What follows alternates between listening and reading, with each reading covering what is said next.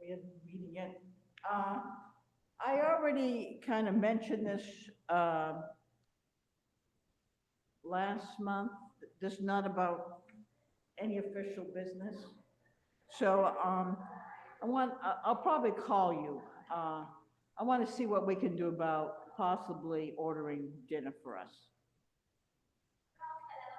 Okay, Okay. absolutely. Thank We you. can add that to the list of the way the CAC is treated differently from the board. Well,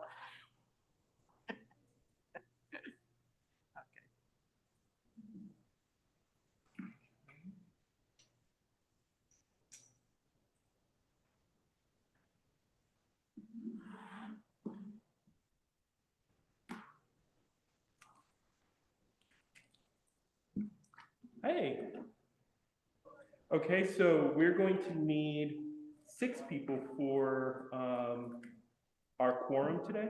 So since Joel is no longer with us, we have a 10-member CAC. So Yeah. That was a loss for sure.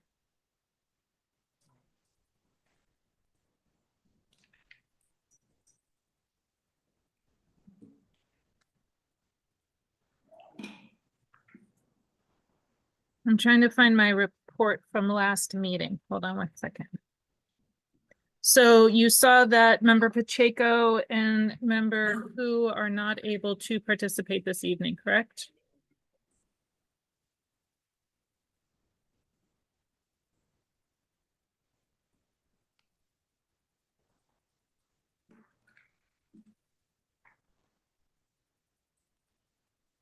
we need 2 members.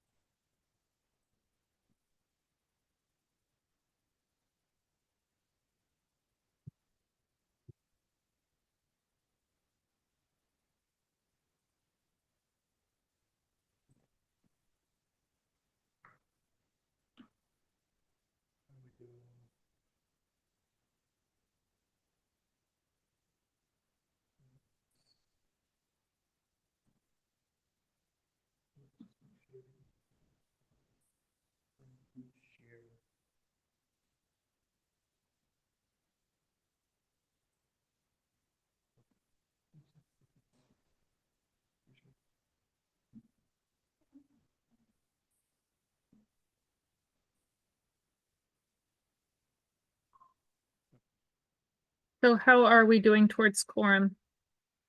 We have 4 now, 4 members. We need 2 more. All right.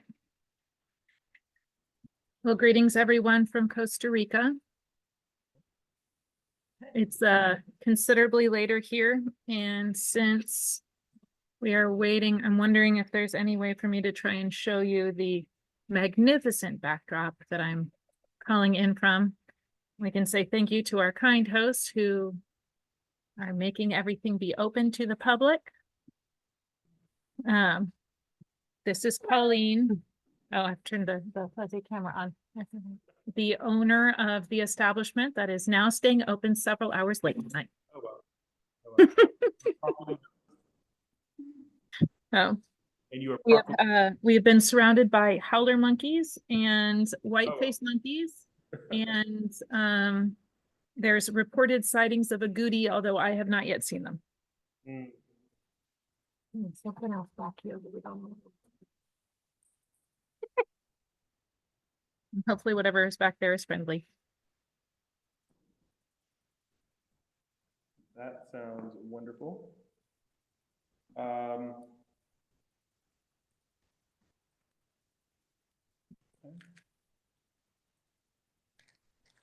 I'll reach out to Vice Chair Hernandez.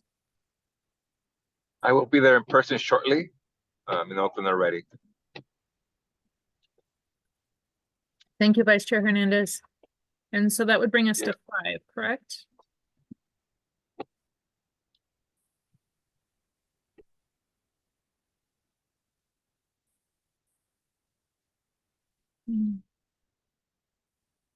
I'll be back in a moment. And drop off. I'll be there in about 5 minutes, just parking. Thank you. Okay, great. Hey, Adrian, this is Annie, and I just wanted to say it's hard to hear you. Oh, I could hear Anna Olivia fine. but you could not hear me. Can you? You sound better now, Okay, I think. Please, if anyone else on the panel can indicate whether or not they're having a hard time, perhaps it's just me. Can you hear me, Annie? Yes. Kate, you sound more clear and Hello? loud. Hello? Great. can Cynthia, you sound good. you try again? Hello? Yes. Thank you, Cynthia. You sound good. Okay, let me just pull the mic up closer. That's a lot better, Adrian. You were just very Okay. faint, but It that's was much just a little outside of its range. Can you hear me better now? Considerably. Absolutely. Okay, great.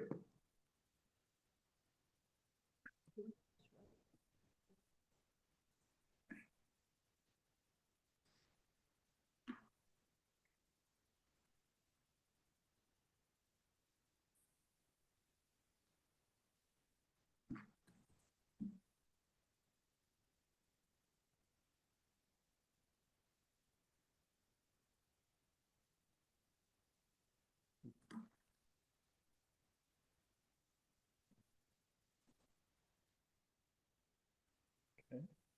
This will be quorum once Vice Chair Hernandez joins us. Welcome, Member Latchman. We will have quorum. You've given us quorum as soon as Member Hernandez. He's parking right now.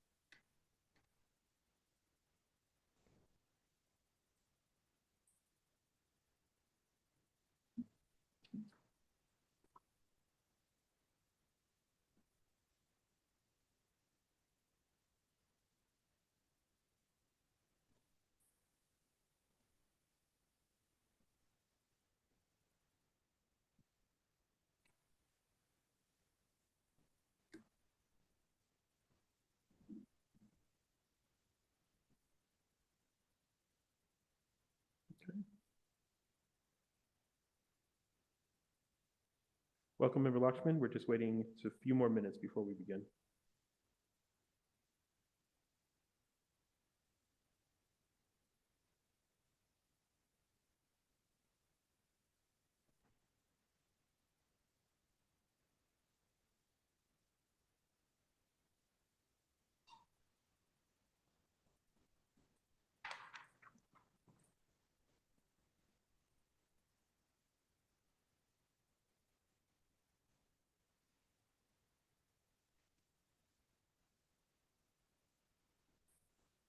Okay.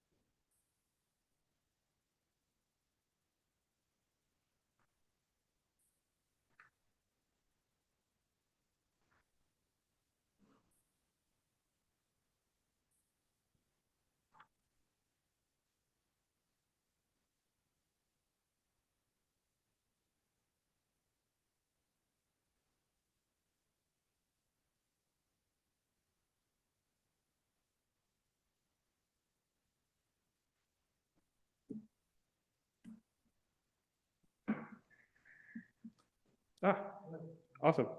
Welcome. All right, so we have our quorum. Very nice, thank you. so much.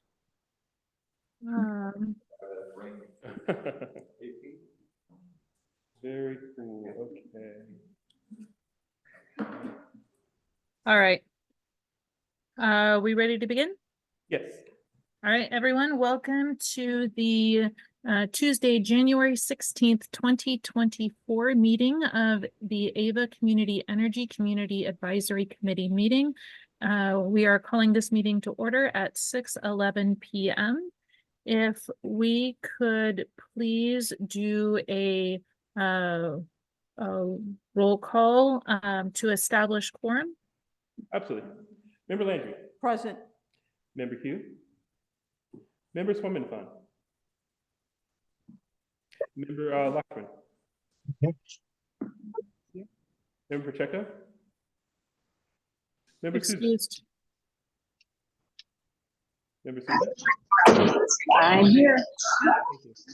Member Carr, Present. Vice Chair Hernandez. Present. And Chair Eldridge. Present. We have a quorum. Thank you so much. So as we do have members of this body participating remotely, myself included, can we please confirm that everyone is in the location that was publicly agendized and that an agenda has been posted on publicly? Yes, For that, for me.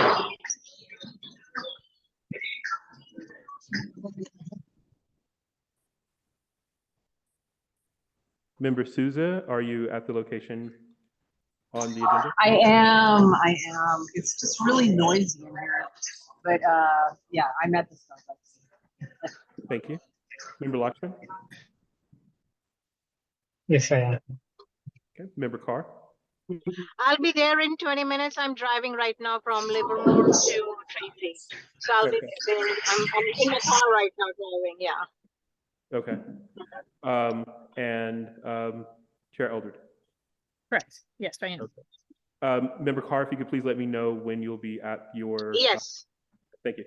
I will, yeah. All right, great. So as we do have members participating remotely, I cannot remember if I just said this or not, all of our votes this evening will be done as roll call votes so that each member can independently state yes or no.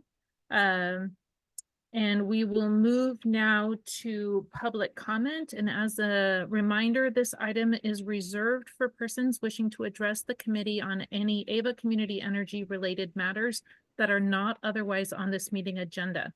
Public comments on matters listed on the agenda shall be heard at the time the matter is called. As with all public comment, members of the public who wish to address the committee are customarily limited to 3 minutes per speaker. And please complete an electronic speaker slip if you are participating remotely. If you are in person or at one of the remote locations, then just tap whomever you're with. Have we received any public comment in writing? We have received 2 public comment letters, and we have I will reference the letters, and members of the public can can read the letters on the website, but we've received letters from the Workforce and Environmental Justice Project, and we've received a letter from East Bay Clean Power Alliance. Those letters are available on the website, on the Ava Energy website, under the public comment tab on the public meetings page at avaenergy/meetings. Okay, thank you. So if you are someone who submitted one of those letters, since they are not being read in, you are welcome for yourself and as many members as you wish to speak on both of those topics. Do we have any members of the public with their hands raised or anyone in a physical location wishing to make a public comment? Yes, we do.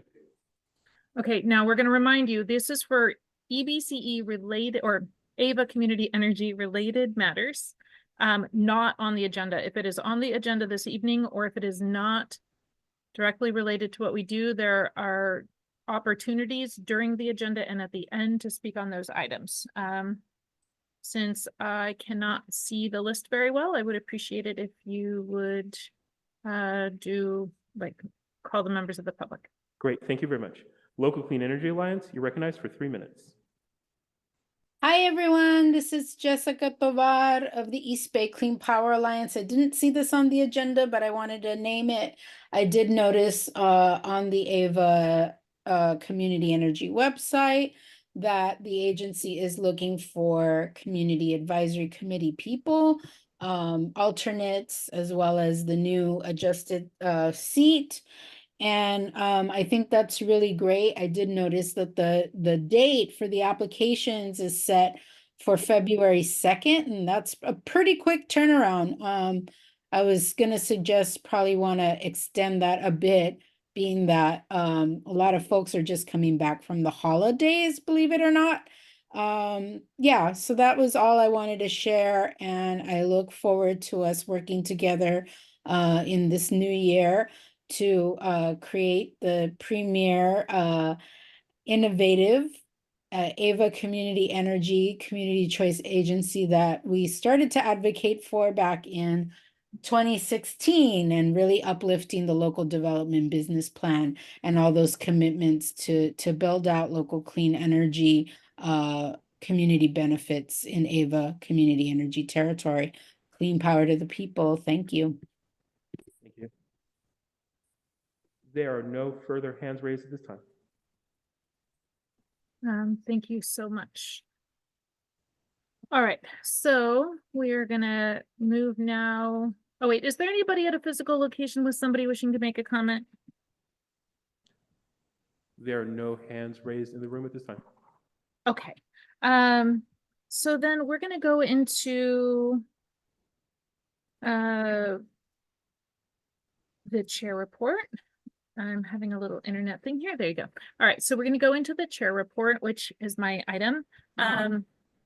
So as a quick report back from the last board meeting, which happened on December 20th of last year. Wild. Happy New Year, y'all.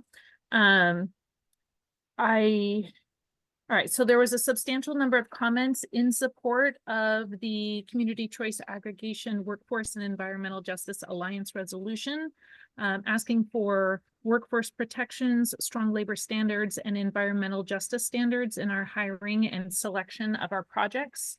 It was noted multiple times that the current dialogue between the community and staff, or at least the committee and staff, is both constructive and optimistic. There was general hope that staff would resolve any outstanding issues with the Alliance before submitting policy language for a board vote. And in particular, there are two main areas where language that appeared in the original resolution has been removed. And those two points are fairly key. One of them is community engagement, specifically meaningful community engagement. And the second one being environmental stewardship, particularly prioritizing local clean energy projects. there was some general concern expressed over the agency's shortcomings in engaging underserved communities, citing the community innovation grants as an example of poor follow-through. And it had started out as a pretty much a consent agenda with a substantial closed session discussion, but with the by the direction of this body, we pulled items 6 and 12. As a reminder, item 6 is the CAC member reappointments, and item 12 was the sponsorship of Oakland Roots and Soul. And so just to tell you kind of what happened there, there was really phenomenal engagement from our board members on both of these items. And I'm very grateful for the discussion and the thoughtfulness that happened at that time. It was pretty heartening. So ultimately, looking at the CAC member reappointments and some of the changes we were requesting, the Vice Chair Balch motion to approve staff recommendations with the following updates. The first one being at-large membership will start fresh for any person appointed and reappointed into that position. Therefore, at least addressing that concern for the time being. Vacancies on the CAC will be filled on a semi-annual basis instead of within 90 days, which is better than the annual from the time the vacancy occurs unless required to achieve quorum. And 3, the CAC will provide an evaluation of this motion for policy improvement. So the motion passed, and what that really means for us is that we have the opportunity to get into a substantial discussion around what we want to see on the, like, for ourselves, like what we want the CAC to look like, how we want these positions to be filled, and then we can bring that recommendation to the board for their consideration. Ultimately, the sponsorship of Root and Soul passed, but it was also a really good discussion. So I think it was important that that happened. The marketing and regulatory and legislative subcommittee meetings were canceled due to lack of quorum.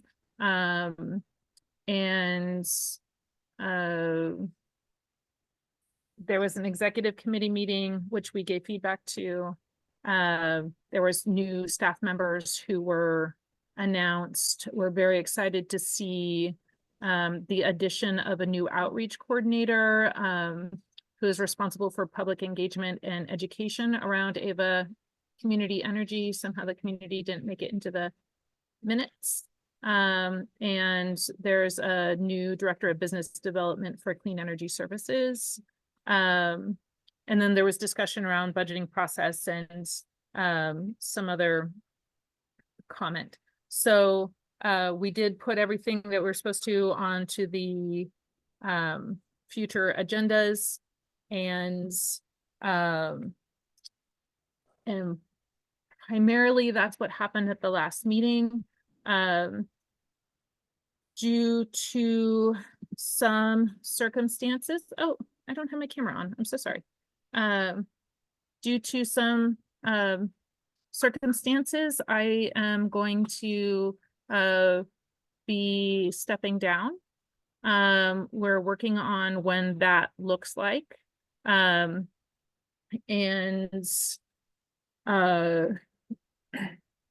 it brings me great sadness that that is the case. So, I did want to give folks a heads up. So later in this meeting, we'll be talking about new elections, and we'll get to that in the at that particular agenda item. Vice Chair Hernandez, would you like to cover any of the items that stand out that are on the board's agenda, but not on ours this evening? Sure, Chair. A couple clarifying things we're adding to your report. I think in regards to the Oakland soccer sponsorships, it did pass, but I think there was a recommendation by Member Bowders to look at policy around sponsorships. Is that how I recall it?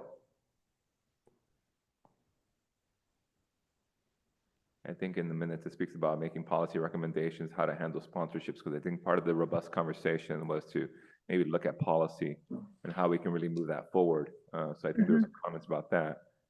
Just to append to your report, I remember joining and being on that call about that. And then again, just to clarify, you mentioned you're stepping down from, I know there's elections for the chair, but you're talking about stepping down from the committee, just to get clarification? I am talking about stepping down from the committee. That that meeting is not entirely set, but yes, I will be stepping down. So they will be recruiting to fill my position as well. So there is an additional seat for Oakland that will be opening up. So if you know folks who are in that kind of region, then there will be an additional seat and not just the alternate seat that is open. Thank you, Chair Eldred, and thank you, of course, for your service, and we'll learn more about that as it comes forward. So thank you so much. In regards to the Board of Directors agenda, I did review it this morning. I think there's a consulting agreement for Rosero. They're going to be spending some money to get better technical assistance about bringing what they call energy online. I think through the various services that they work with Kaizo to make sure that information is able to get onto the grid in the various capacities. I'm not going to be a technical expert, but I think that was the general summary. But the line that I liked, that summarized it, was to provide AVA with insights into wholesale energy markets and infrastructure changes that may affect the value or utilization of current or future energy portfolio resources. I think you need a PhD to decipher that, but that was the high-level breakdown of that agreement to raise about $500,000 for that. And I think we're also talking through they'll also be talking through the budget. I think we're covering that this evening. And there's local contracts we're also covering, and we'll be talking about those too. So I think there's various presentations. And that first item about the $500,000 expenditure is on the consent item, as well as our minutes. But I think that was mostly it. I'm looking at Adrian. Is there anything else I'm missing? I would need, Okay. I think that covers everything. I thought you memorized the whole agenda, Adrian. Maybe Kate also in the room for the first time. Maybe she knows more insights. But I think that's it for now. So thank you very much. Excellent. Are there any questions or comments from members of the public? There are no hands raised at this time. Okay, excellent. And then are there any clarifications, questions, or comments from members of the CAC? Yes. Go for it, And Cynthia. Chair Eldred, I want to thank you for your stellar service. I wanted to ask for clarification on the, I see we have a draft here on the, Can you have to point the microphone at you because they're very directional, which is helpful for background noise, but hard for talking. thank you. We have it looks like a draft of the Community Advisory Committee Guide. Is this still a work in progress, or has this been approved, or I don't see it on our agenda tonight? We will be taking a look at that with the CAC Chair and Vice Chair and term assignments discussion. I would hope that we would be doing that, but everything that I've heard from the board and from the chair of the board is that they would like our feedback on this, so that there's going to be, like, there's what's existing, there's some minor changes that we talked through in last meeting that had to change so that we could like appoint people. And some further discussion that needs to happen. But the board specifically asked us to bring recommendations on that. So that was approved at the last board meeting in December. So does that mean, are we going to add that to tonight's agenda, or will we be agendizing this? That'll be agendized in the future. Okay, okay, so this is a draft then. Yeah, I'm not actually, apologies, I should be able to see that, but I don't. Adrian, or is it, can you tell me where it is in the packet? It was included with minutes. So Oh, it it's was part of included with the it was a minutes. part of Okay. the minutes. We Got it. included it for the CAC to reference, but it was added as Exhibit 1 to tonight's minutes. So we can perhaps comment on it as part of a revision to the minutes, if perhaps you had questions. Right, but that was what we talked about last month, though, right? Yes, There's and no actually, new information. Yeah, no, there's no new information here. It was it's the red line and the clean version of the updated Community Advisory Committee guide that was approved at the board meeting. Okay, Right, so, and which we will be agendizing in the future to be able to bring information on. okay. Thank you Okay. for that clarification, both. Chair Eldred, if I may, one more thing I noticed on the Board of Directors agenda, if I may. I noticed part of the treasurer's report, the various accounts that we have, about almost $500,000 in the account balance as of year end. But something that I picked up in the past when I was on the board, it was more about customer delinquency and what the board will be doing there if any actions come forth. They have various, days of delinquency, and I know that there was no collections or other stuff during COVID. I just do want to reference that over 120 days delinquent is about $30 million, and about 14 less than 120 days. So over $44 million in the customer delinquency, as they call it, as of December 31st. So something that would be important to identify, discuss further with the board if they do discuss it during the board of directors meeting. I don't know if they have a strategy or something there to do, well, without turning off people's lights. So figuring out what makes sense, and does that tie into the budget surplus? It's something that might be discussed later on. So yes, they are discussing the treasurer's report. Annie? Yeah, I just will quickly comment on that to say that a form of collections policy is something we're actively working on, but it's not intended to be a topic of discussion at the board meeting. It is, at least we consider it as staff, sort of a separate topic. I see Jason is on here as well. I don't know if he wants to chime in, but I will also say in terms of without turning the lights off, you said, Vice Chair Hernandez, we can of course not do that. Only PG&E has control of the meters. So that is simply not an option that we have. We also cannot send someone to collections until there is a specific step taken by PG&E, and that step represents a much smaller portion of that 120 days plus. So it appears sizable. What we can actually collect on is significantly less. But again, that'll be a future topic for discussion with the board, which we don't have scheduled for January, but will be coming up in the next several months. It also, thank you. It gets real complicated because if we send them back to PGE, we lose them for a year and there's a bunch of other stuff. So we will hold discussion on that item until we actually get to that item. But if folks are interested, please do try to listen in and check out the treasurer's report on Wednesday. Jason, you're on mute. Can you hear me now? Yes. Okay, sorry, I had the, so yeah, Annie is correct, and I would like to add to that statement in that we are tentatively scheduling to bring it to the board in March. That is our current timeline with this item. And additionally, that amount that it is in the buckets is cumulative, so it's been since that's an cumulative number since inception. So while it might seem like a lot of money year over year, it's relatively small. So I appreciate this very much. It Mhm. is not an agenda item for tonight. Very good. Folks are interested, they can go to Wednesday's meeting and listen to the treasurer's report. And thank you so much for the information that this item will be coming forth for public discussion. And I'm imagining a presentation from staff on all the intricacies, tentatively scheduled for March, not a promise. Is that Thanks. correct? Thank you, Correct. Jason. Mhm. All right. So you're not entirely rid of me yet, so we're good on that. All right, so to go, if there is no further questions on the chair report, we will move now into 3 substantial discussion items.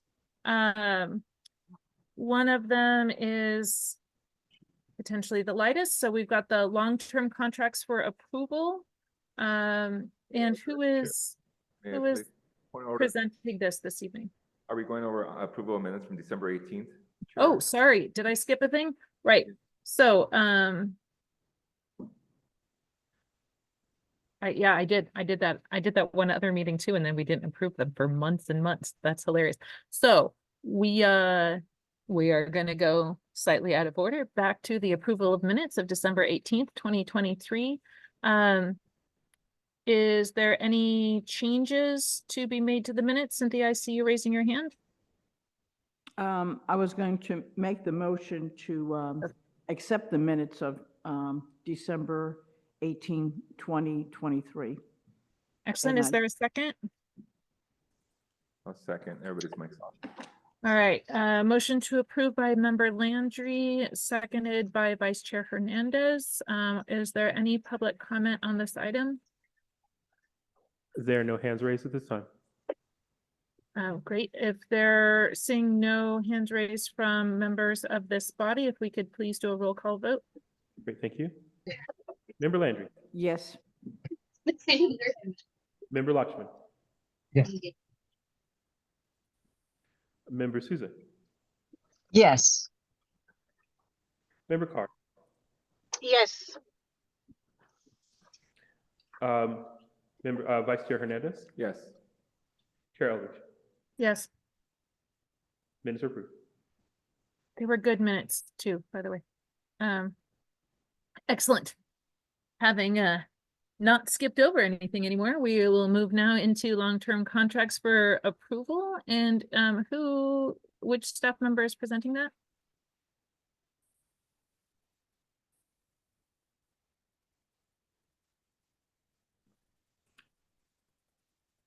That is Maria. Marie Fontenot, Sorry. but we can't I was- hear her. There we go. Nope, sorry about that. I was double muted. Hi, my name is Marie Fontenot. I am the Vice President of Power Resources. Adrian, are you going to do a screen share or shall I do it myself? I have. Oh, great. Thank you. So today I am going to provide an overview of 5 contracts that are being brought to the board for approval tomorrow. One of them comes from our 2023 long-term resource RFO, and 4 of them originated from bilateral outreach from developers. And so these other 4 are kind of different, and so I'm going to spend the most time talking about them.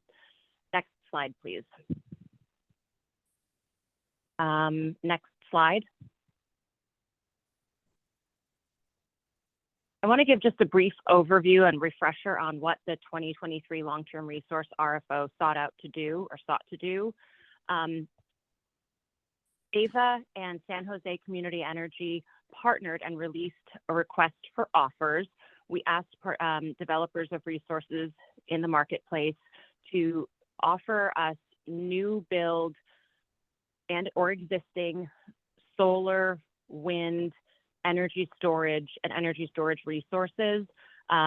We have a stated preference in our RFO material saying that we prefer resources that are located in Alameda County, but we will consider any project that has a first point of interconnection to the California electric grid. And so, that's how we ended up with a wind farm that's in New Mexico in our service territory. Its first point of interconnection is the California electric grid.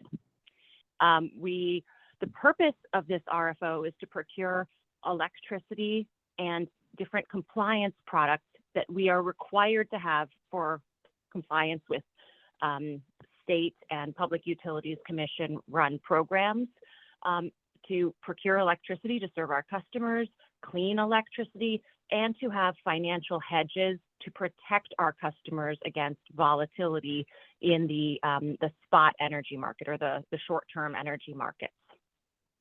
Next slide. This is just an overview of the 4 different eligible products that could be offered to us. Slide.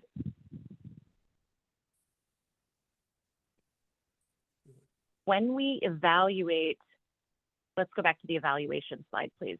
When we evaluate projects that are offered to us for long-term contracting, we evaluate them based on quantitative and qualitative measures. So the quantitative measure is we compare what is the cost over the life of this contract as compared to the forecasted benefits being revenues we would get from the resources generation in the CAISO market, and then the value of the compliance attributes that the contract will provide as well. And the calculation that we run is a net present value. So we look for resources that have positive net present value, that are going to deliver more value to us over time than they will cost us. We also look at qualitative criteria. First and foremost, is it in our service territory? That's a strong preference for us. Is it a mature project? Is it far along in the development process? We of course always look for projects that are going to be built using union labor. Is the interconnection of the project mature? Does it have all of the ability to provide different compliance products? Because there are some technical details in the interconnection process such that not every project can provide all of the compliance products that we're looking for. Next slide. We've talked about this for a few meetings now, just that there have been a number of challenges in the marketplace over the last few years, and really since COVID, there's been a lot of supply chain disruption and delays in building projects that are the result of a variety of factors. Next slide.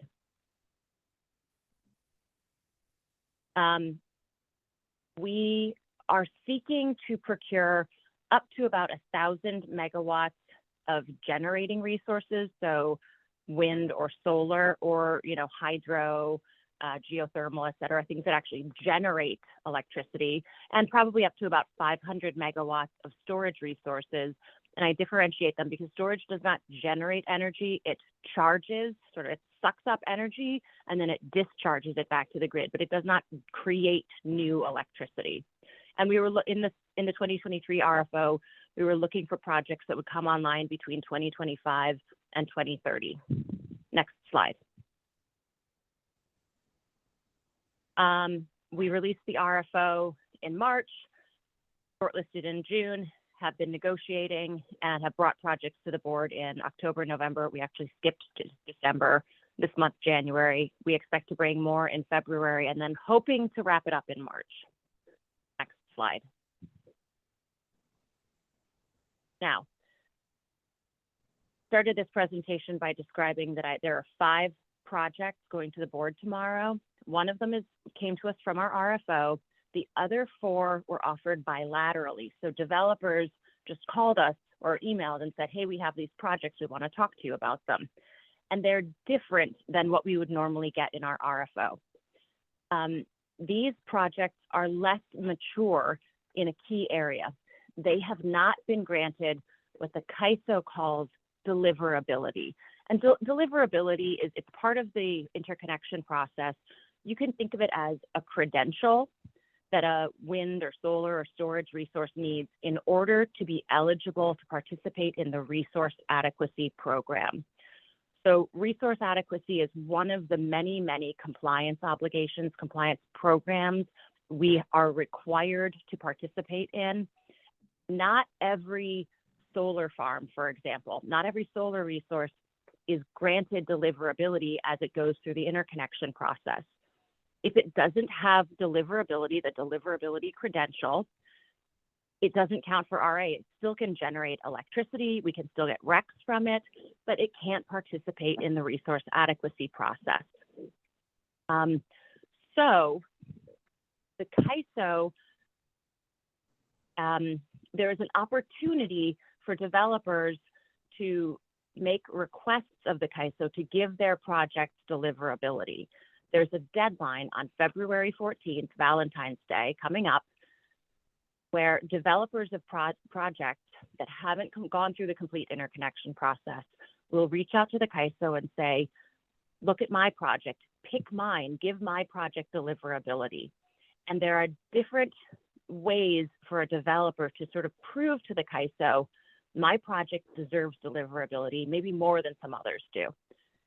The best way is to go to the CAISO, make your request, and hand them a fully executed contract and say, see, there's someone that wants to buy electricity or other products from this project. So please give it deliverability. There's an entity out there that wants to buy from this resource. The next step would be to have like a signed term sheet. So you're partway through negotiations, a little less valuable in terms of likelihood of getting the deliverability credential would be just to be shortlisted and being negotiated. And then the least valuable is, I just have a project that I want to develop and work on. No one is actually talking about buying from my project yet. Now, so what we are seeking to do, we are negotiating in a very expedited fashion 4 contracts. I will get into the details of them more in a minute, but we're negotiating 4 contracts with 2 developers. All of these projects will be submitted to the CAISO on February 14th to make that request for deliverability. If they don't get deliverability, we probably don't want these resources. There will be terms in the contracts where the contracts will just sort of go away if they don't get deliverability. We need resources that have resource adequacy that can participate in that program. Now, another benefit, so a benefit of us doing these fast deals, fast turnaround deals, and trying to execute a contract so that the developer can make a submission to the CAISO and request deliverability. If they are granted deliverability, and if in the future we, AVA, decide, we don't actually want this storage resource, for example, if we've helped that project get deliverability, we will get a cash payment, even though we have the ability to walk away from the deal. So you should think about these deals largely as an option to us. We have the ability to stay in the deal. We don't have to, though. We are seeking to help these developers get deliverability for their projects. And if deliverability is granted and we decide we don't want to stay in the project, we can walk away and we get a cash payment for walking away. So, we're helping the state getting more projects that have deliverability, and we're helping our customers one way or another because we'll either get valuable resources or we'll get a cash payment that we can use, to develop other programs, buy more renewables, develop local resources. So that's a high level of the benefits of this. Next slide. This is an overview of the transmission, gosh, I always forget this abbreviation, TPD. It might come to me in a minute. I apologize. All the abbreviations and acronyms, and every now and then I forget one too. So this is an overview of the interconnection timeline, or a portion of the interconnection timeline. What I want to draw your attention to, so when an entity, a developer, wants to interconnect a solar farm, for example, they sign up for the CAISO's interconnection process, and the CAISO looks at projects in groups. They don't just look at everyone as they sign up on the list. They open a window and they say, I'm making up a number, these 50 projects are in the cluster 15 process, cluster 16, and so on. They look at a bunch of resources in groups at a time. And they evaluate the impact of those resources on the electric system. If those resources interconnect, they evaluate, are there upgrades needed to the electric system to interconnect these resources? And what I mostly want to draw your attention to, you can see we're in cluster 14 right now. Since they've been doing this cluster process, we're in the 14th one. It's been going on for many years.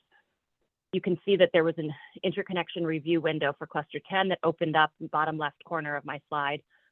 The cluster 10 interconnection review window opened up in March of 2017. The next one in 2018, 2019, 2020. The current cluster process opened up in March of 2021. The last deliverability, turn in your affidavits, your requests for deliverability, the thing that we're going to do, that developers are going to do this February. That last one was done, cluster 13, December of 2021. So it's been, 2 years basically? Yeah, a little over 2 years since the last opportunity for new resources to seek deliverability has existed. That is another reason that developers are very desperate to get deliverability for their resources. They haven't had a chance for 2 years, and the whole interconnection process is so clogged right now. There's uncertainty about when the next opportunity will be. So that's another reason developers are sort of desperate to try to get deliverability for projects. Next slide. So I mentioned 5 contracts. The first one came to us from our long-term resource RFO that we issued with San Jose back in March. It is a 20-year solar plus storage project in Merced County. The next 4 projects are all seeking deliverability. Actually, let me take a step back. The first project, it has deliverability. It will be energy, it will have resource adequacy, it will be able to deliver us RECs. The next 4 projects are earlier in their interconnection process, and that's why they will be seeking deliverability if we execute contracts, if the board approves executing contracts. Next slide, please. So the first project that came to us through the RFO is offered by Long Road Energy. We recently executed a contract with Long Road, so we are very familiar with this organization. They are led by former executives of a company called First Wind Energy. They were founded in 2016, and they focus on developing wind, solar, and battery storage resources. They've brought 11 major projects online since 2019. They have 3.5 gigawatts of operating or under construction resources, and they themselves own about 1.8 gigawatts of them.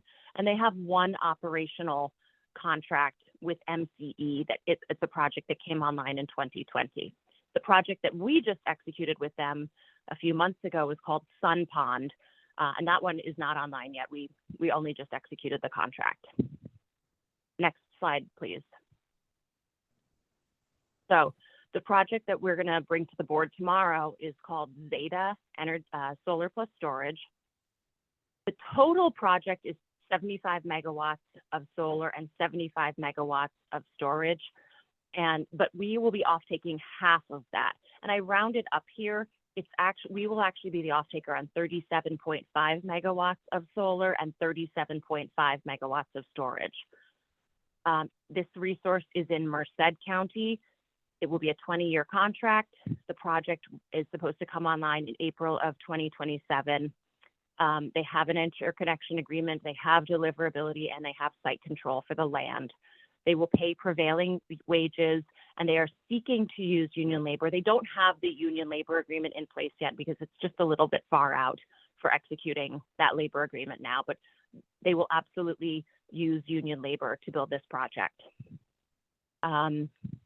Now we're going to move on to the sort of different projects, the projects that don't have deliverability yet. Next slide.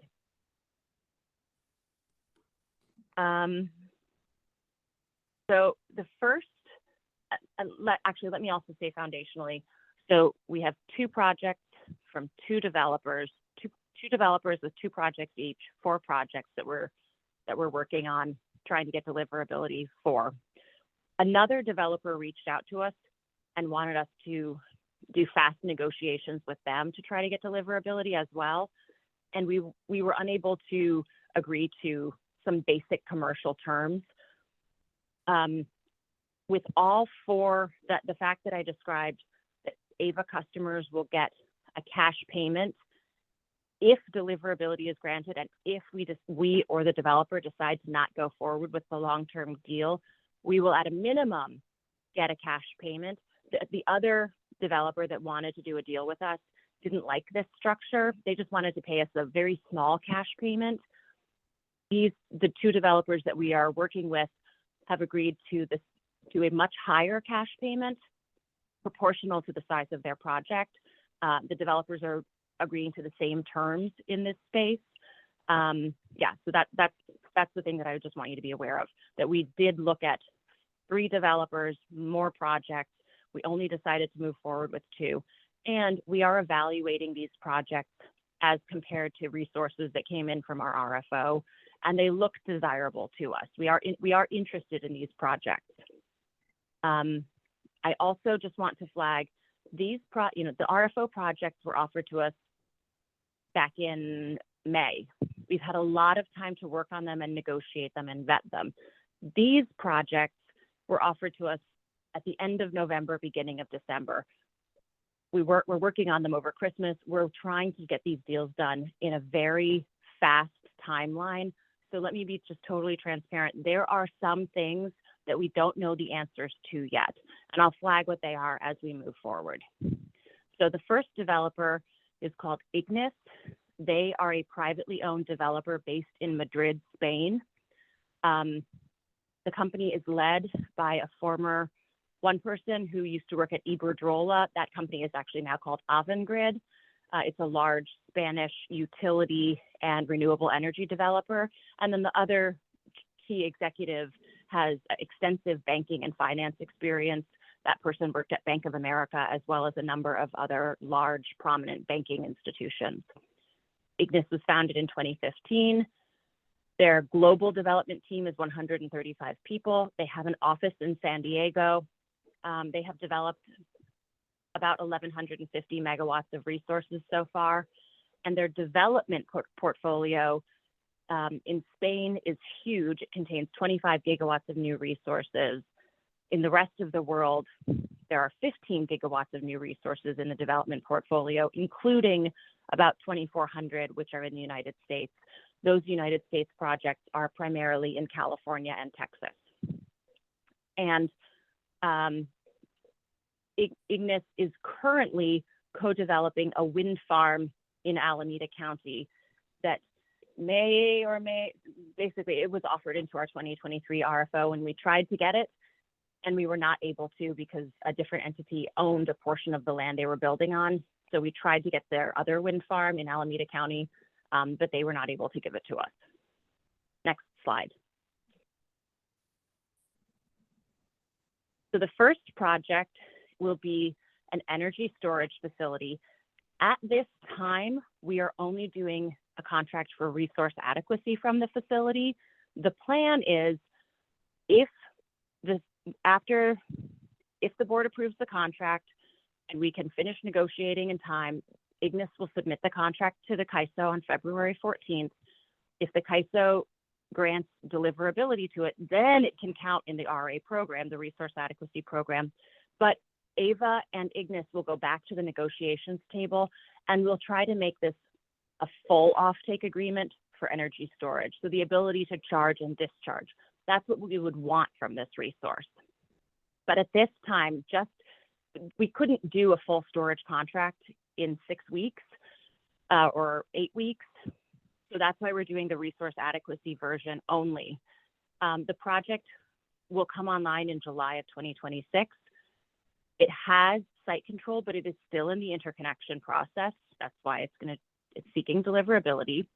They will pay prevailing wage for this, and they will seek union labor to develop the project. slide. Now, this project is certainly the most controversial project that we are bringing to the board for approval. This, we seek to contract for a 240 megawatt wind farm that would provide energy, renewable energy certificates and resource adequacy if they get deliverability. The wind farm will be located in Baja California in Mexico. Over time, a huge wind farm is being built out that will be 1,000 megawatts in total, but our portion would only be 240 megawatts.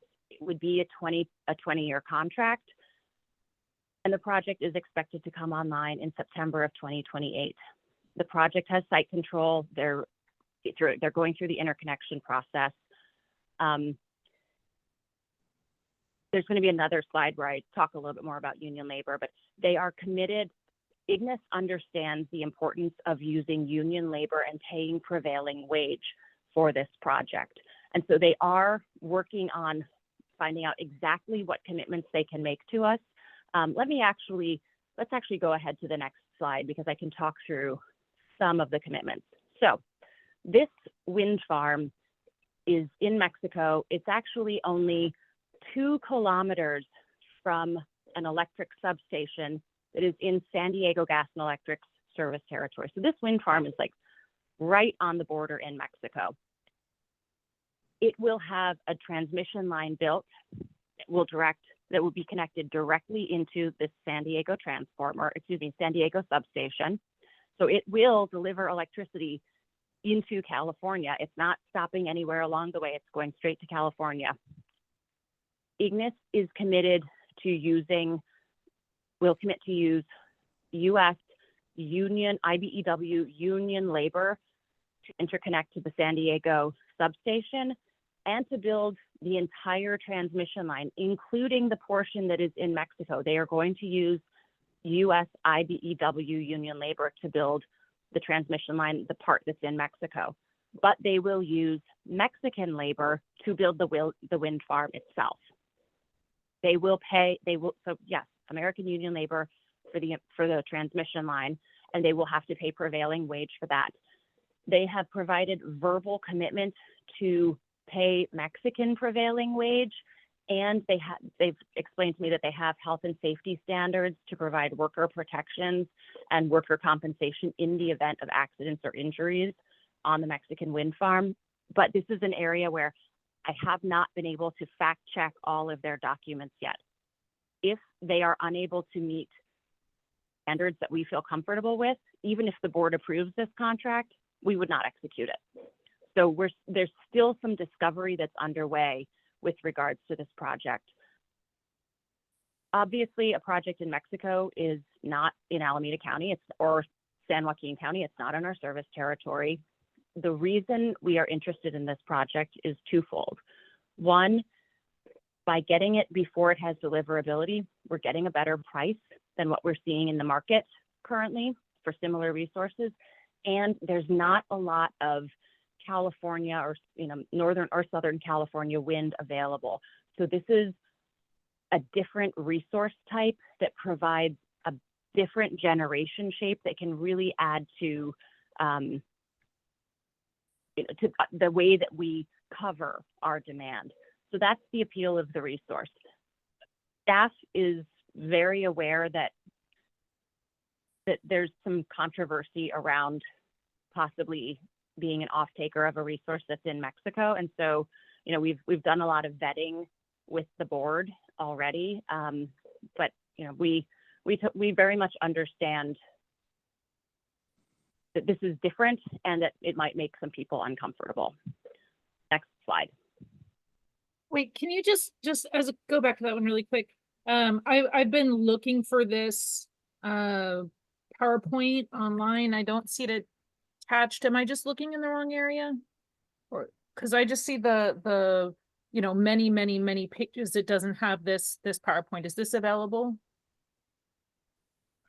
Adrian, it's possible. Did I update the slides after you had to do the posting? This should be the latest version. It's on the CAC website. I'll check now. Okay, It is, and And Olivia, it's very possible that this was updated after Adrian posted. It's very much reflective of the nature of this being a live negotiation. I am working on this and learning every day. Okay, cool. It's at the- If- is there.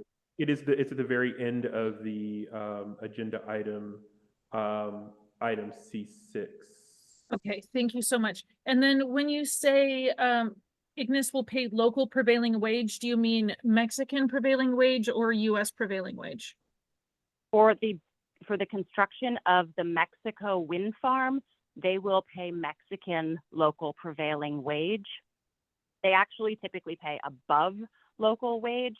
For the construction of the transmission line, they will pay IBEW prevailing wage from the local team. I don't know. I would guess that it's San Diego local 40.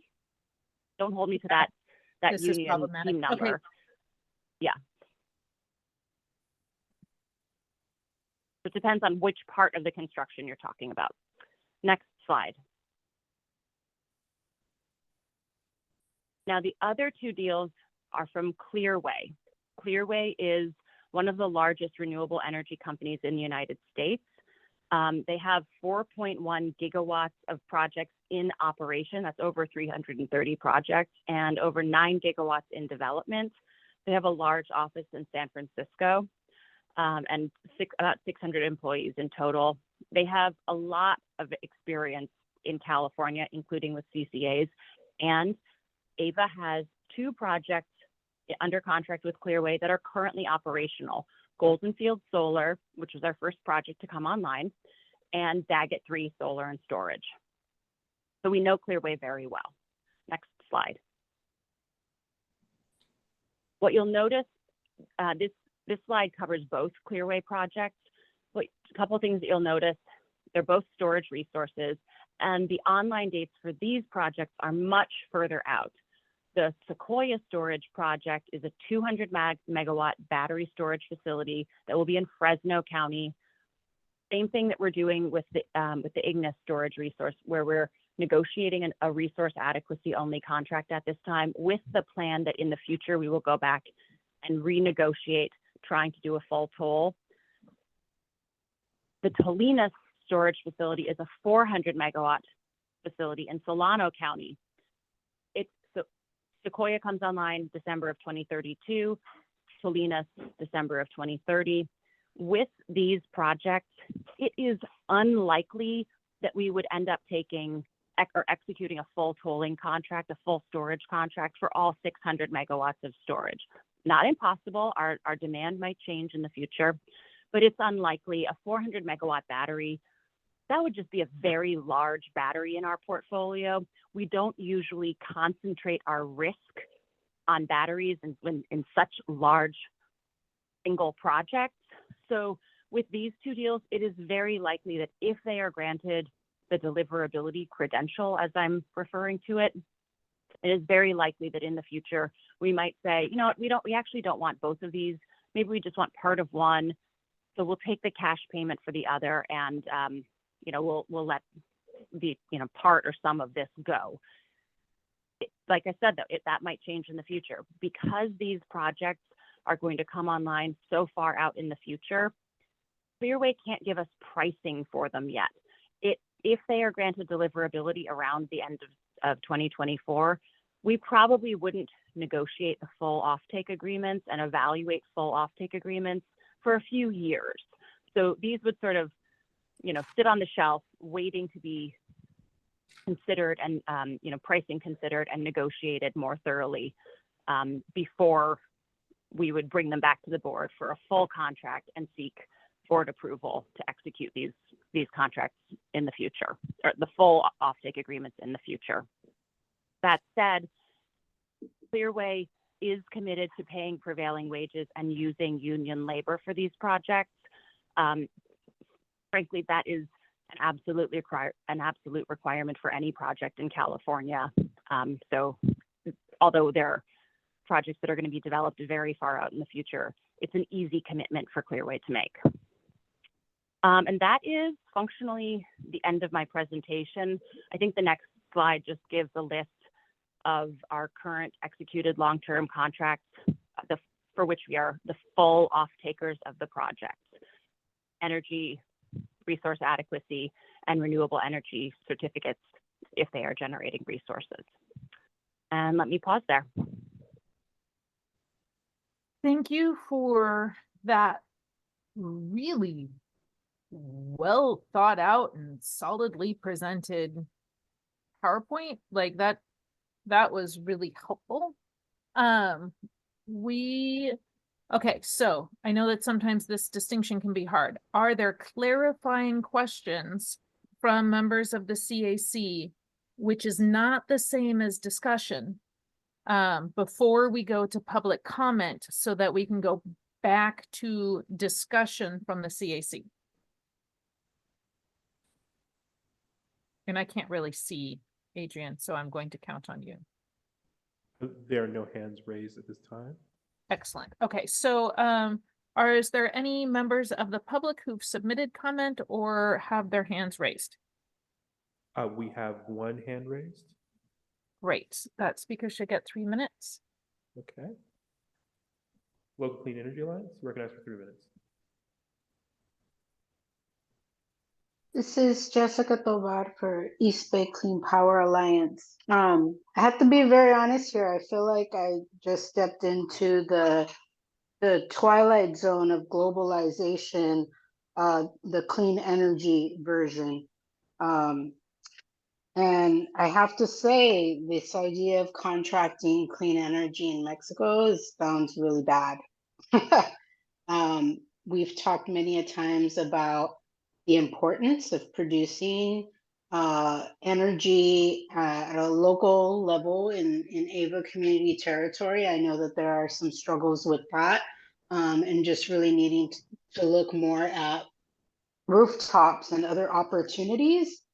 And then, you know, one of the things that I think is key here is the fact that, you know, in the state of California, where the sun is always shining, we need to focus on, you know, more contracts in the state. And I've been hearing about, you know, Arizona, New Mexico. Now we're talking about Mexico, you know, and I don't even know where to start with that. I think this is out of control. That's where I'm going to leave this. Those are my comments. Thank you, Jessica. All right. So are there any other public comments? There are no hands raised at this time. Great. I would like to turn now to discussion from this committee. And would anybody like to make a comment on this? Member Souza, would you like to start? And then Ed, if you can help me with notes, I'd be real grateful. And I see Cynthia, you're on the stack. Thank you for the very detailed presentation. I see that there's a lot of complications with picking somebody, and it's really odd that we, is this an ongoing thing? It stopped in December of 2021, so I'm kind of wondering, is that ongoing from that point on, and it just isn't on the chalkboard yet, or what do you call it, the board yet, so to speak? And second, how far will all of these projects get us towards 100%? Is there like a special magic number that we're looking for to get us to 100% clean energy and the goal with 2035? Okay, that's it. Thank you. If you could respond to that, it would be helpful. Yeah. Member Souza, when you said the stop in December 31, and is that ongoing? I think you're talking about the CAISO interconnection process. So California has, oh gosh, I can't even remember the number, thousands and thousands of projects, not megawatts of projects, thousands and thousands of individual projects that are trying to pursue interconnection studies and possibly interconnecting to the grid in California. There is a huge backlog in California, and it's not even just a California problem. The transmission interconnection backlogs are nationwide.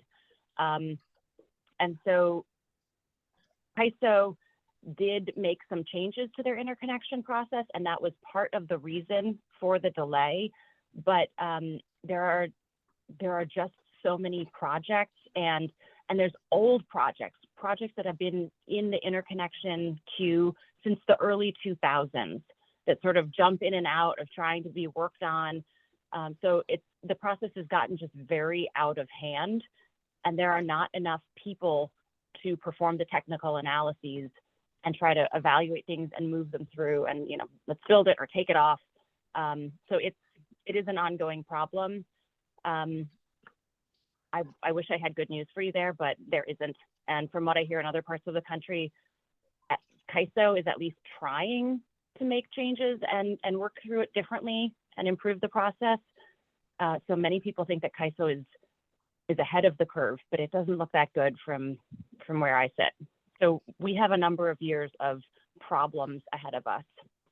Now, in terms of how far will these projects get us to 100% clean, only one of these projects, so the solar plus storage resource that has solar energy, it generates, and then the storage, the ability to suck up some of that solar at times when maybe there's too much solar generation on the grid. That's really valuable to us. We want the ability to take solar generation in the middle of the day and move it to the night. I'm sure everyone has noticed it's not sunny at night anywhere. So we need storage so that we can move solar generation to be available at night. And that's why resources like wind are valuable in our portfolio. There's not a lot of the wind resource in the Altamont, but we look for different resource types in different territories, because if it's not windy in the Altamont, it might be windy around Bird's Landing, which is, like towards Vacaville. If it's not windy at all in Northern California, maybe it's windy in Southern California. If it's not windy in Southern California, it's probably windy in New Mexico. So we get these different resources to provide different generation shapes, and then we're layering storage to try to move the clean energy from times when the system can't use it to times when the system can use it. In terms of, is there a number for how close these projects get us to 100% clean? I could calculate that. I don't have that number on me at this time.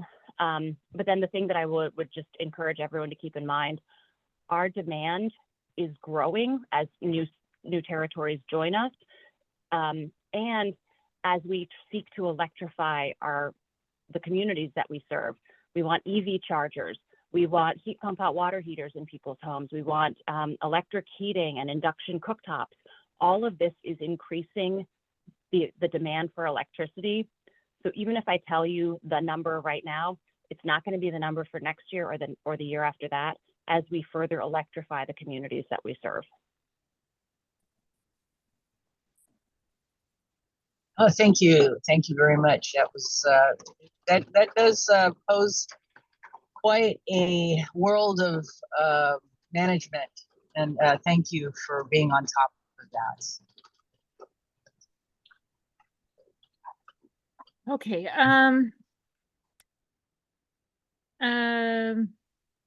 Cynthia, you'd raised your hand, right? Yes, I did. Go for it. Should I proceed? Yes, please. Yes, I want to thank you for your presentation. I know you put a lot of work in this presentation. What I want to reiterate, both from a public comment and actually my perspective also, is the emphasis on community, local energy, and the, local business plan and the, profits that would be generated, or the jobs that would be created in this region, Alameda County, and our new partners in the east. Now, so is it difficult to find more local projects? I know you said that there was a wind project, I think, in Alameda County that you mentioned earlier, and somehow I guess we didn't get it. I'm just curious, were there other bidders, or did someone else, another CCA, get it? But can you tell me about the difficulty in locating more local, and with an emphasis on renewable energy? If you could elaborate on that, please. You're muted, Marie. I'm still mute? Oh. We cannot. hear you. Sorry, I was just sorry about that. I'm double muting myself and forgot to unmute one. So I'll speak first to the local Alameda County wind farm. Ignis is joint developing with another entity. They did originally offer that project to us in our 2023 RFO. We shortlisted it and we aggressively pursued it. We lost it because, I'm not going to name the entity that owns a portion of the land, but there is another load serving entity that owns a portion of the land that they are building the wind farm on. That entity initially was not interested in the wind farm, and then they changed their mind and they said, actually, we want it. And so Ignis and the other developer felt like, well, we kind of have to give it to the people whose land we're building on. So that's why we lost it. Oh, well, what can we do? It is challenging to develop wind farms in the Altamont, and the Altamont is where you would develop a wind farm. It's challenging, it is expensive.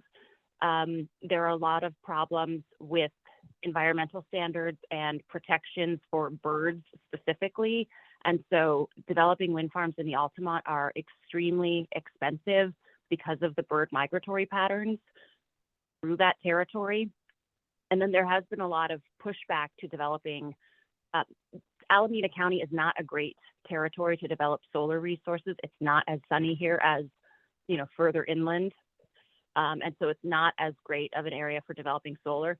With the introduction or the addition of Stockton and parts of San Joaquin County to our service territory, that's better for solar resources. And so we are seeking solar resources in Stockton and San Joaquin County to add to our portfolio. But we can only pursue the projects that are actively being developed. Am I So the only we go person out and look for freezing? those aggressively. I'm sorry? Can you hear me? Yeah, we can hear you. We can hear. Olivia. I don't know whether that was my internet that went out for the last little bit of that. Yeah, it is. It's mine.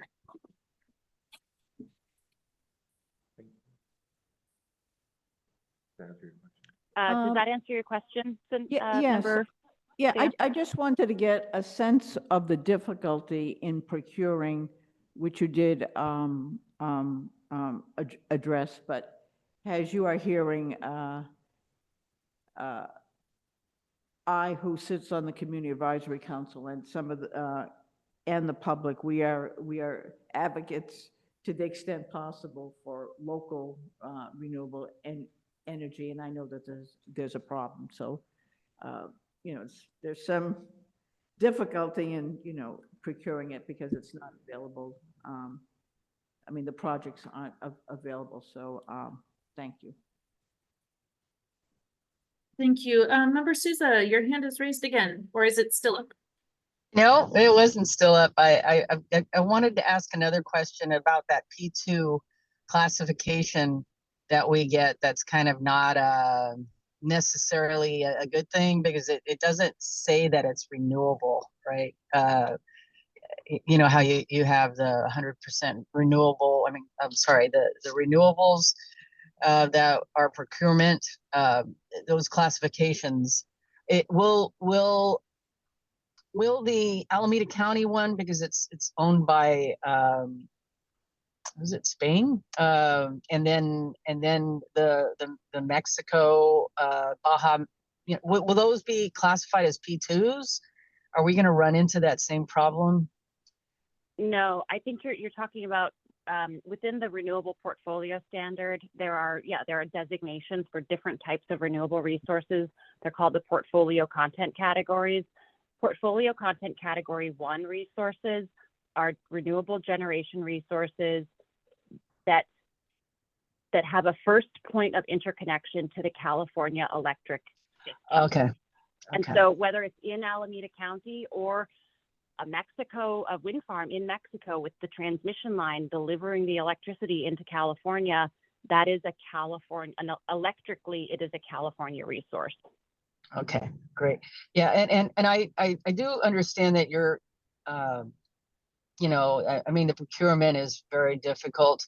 You know, it may be a transparency benefit for folks to see that you did try, you know, and you know, there's these projects that were available, these people applied, and you know, I don't know if it would be helpful for people to see that the amount of effort versus the reality of things. But I'm just making a suggestion because I really would like to see people in our area, you know, the jobs materialize for them.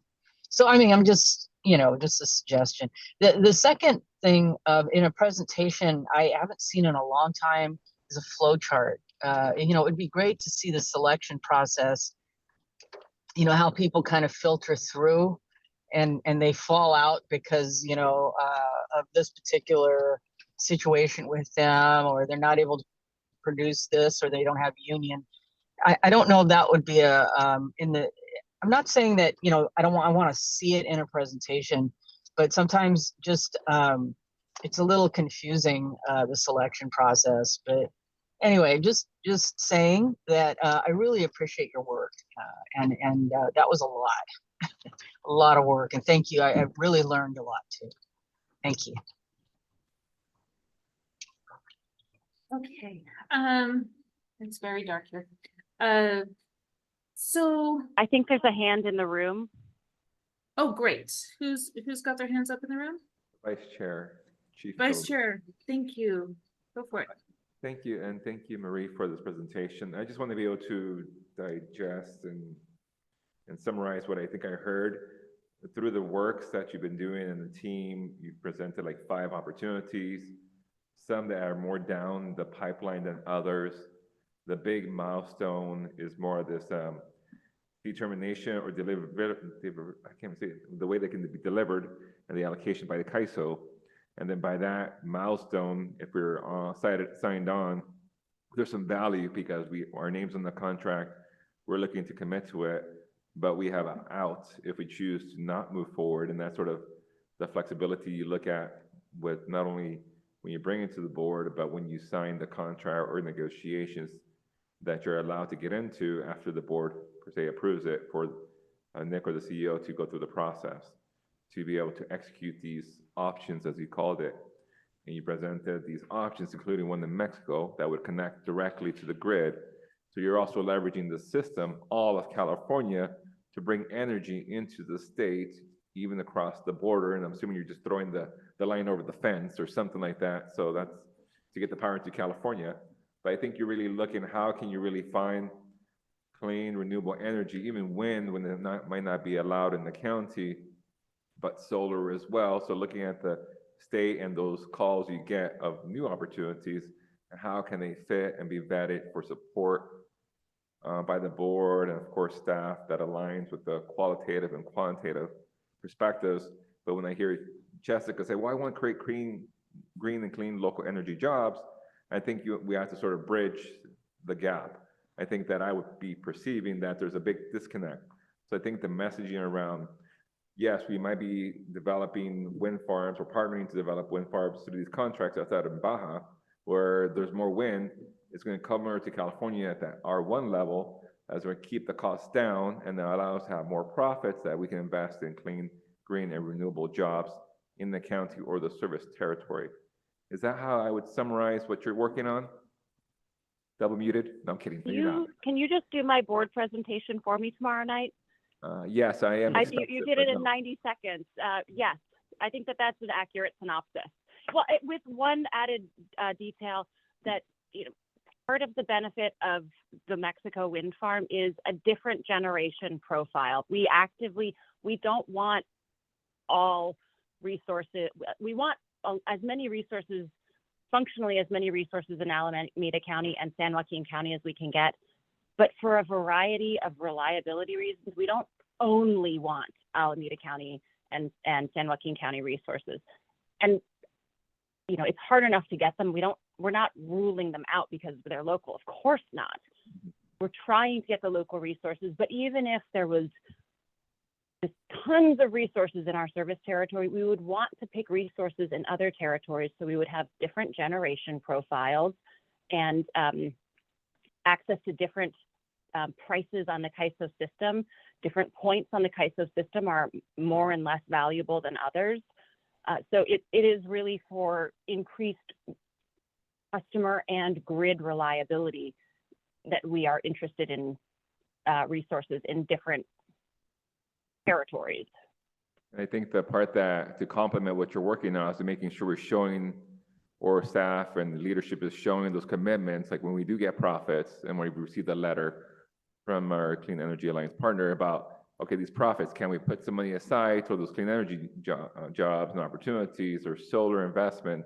I think that's the piece that we have to see more traction on, because the letter that I saw today asking for like $15 million worth of the profits of $200 million, how we can see that through, how we're really investing. And I think that's a piece that gets us closer to, yes, when we do these new projects outside of the state, but you're also working with the rules to bring energy of resource adequacy, procuring various types of diverse solutions at a low cost, but paying prevailing wages or good jobs, and looking also the element that in Mexico, like, okay, what lives are being affected? Is it, are we creating a mess across the border? Or is this partner really going to be able to do and improve the lives, create jobs over there that also benefit people here too, and bring the solutions we need to then fulfill the mission of Ava Community Energy?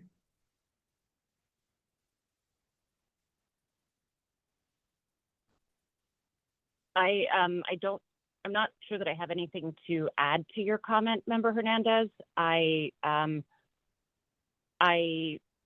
share your sentiments. That's important. I do. All right, thank you. Thank you, Member Hernandez. So I'm just going to do a quick time check on us because we have two of the most substantial pieces still to do this evening. Again, thank you so much, Marie, for that presentation. I do have a couple quick questions for you. How many Alameda generation projects do we have now? Generation? Uh-huh. Well, so we are the off-taker of the wind electricity from the Scott Haggerty Wind Energy Center, and we are buying resource adequacy. We will be buying resource adequacy from a solar plus storage facility that's under development in Alameda County called Aramis.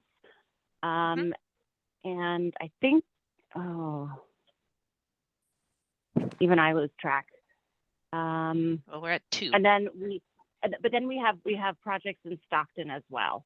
And I have to look at a cheat sheet. So I think that those two, Aramis and Scott Haggerty Wind Energy Center, are they are generating projects in Alameda County. We're just not an off-taker of the energy from Aramis. And ballpark, including the 5 potentials that have yet to go to the board, 4 of which do not yet have deliverability, but including these 5, how many procurement contracts do we have in the pipeline, or procurement projects do we have in general, including things that just haven't happened yet, but we're planning on coming online in 2025 or 2027 or whatever? So executed contracts or contracts that we are negotiating currently, or both? Executed contracts, and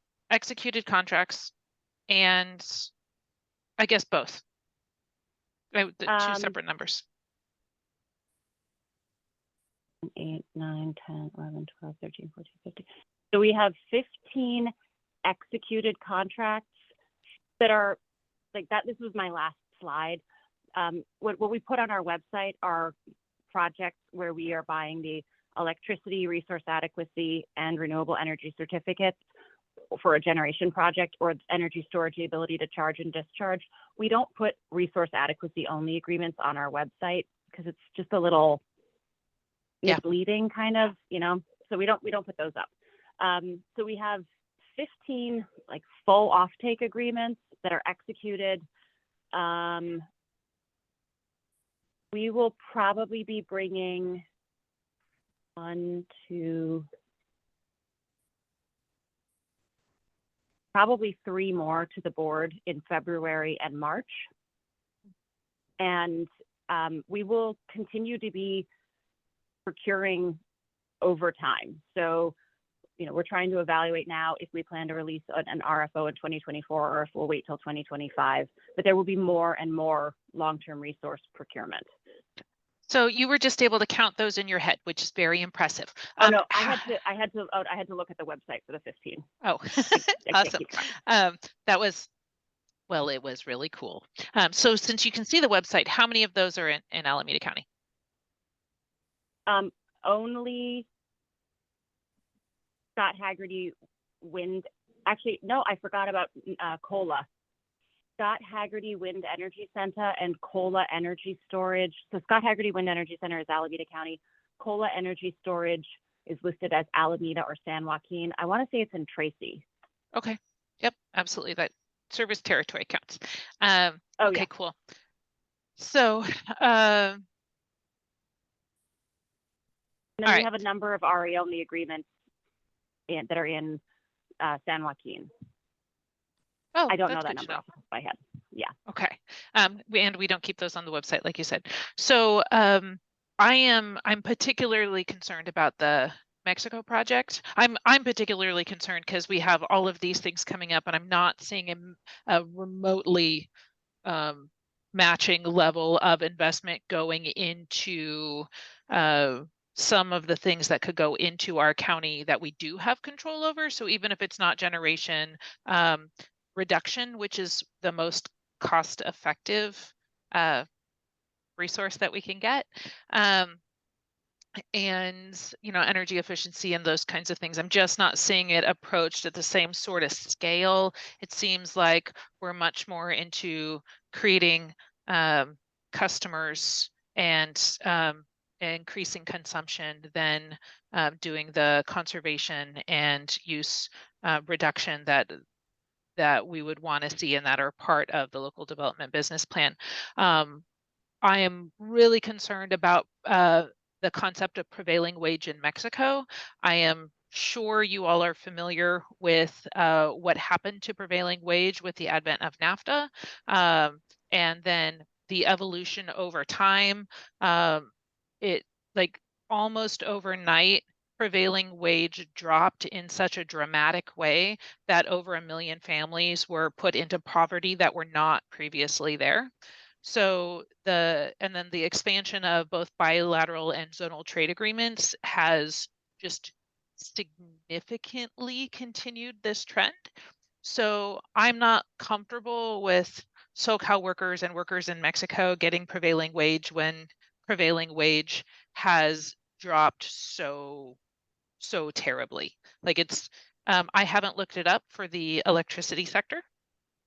I just haven't, because I just didn't imagine that we would be here talking about energy projects in Baja. I love Baja. It's amazing. Still didn't see that one coming. So I will do some research on that. I am, what was just laid out, though, sounds like almost an example they could have taught in the globalization class on extraction of resources from one area to benefit people in another area. And it's disturbing. It's slightly uninformed disturbing though, so I will take a look at what those wage structures have done in Mexico in this particular field, but in general, the trend is poor and has been consistently poor for a long time. Even with the changing of all the trade agreements. So are you looking for a recommendation? Like, is this an action item for the board? Yes, it is. Yes, it is. So is staff recommendation to move forward on these 5 projects with us writing in that if these projects don't get deliverability, that we don't have to continue with the agreement? The contracts, yes, the contracts would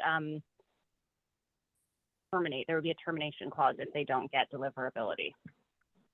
All right, I am not interested in supporting staff recommendation on this item. I don't know that that will matter much, but I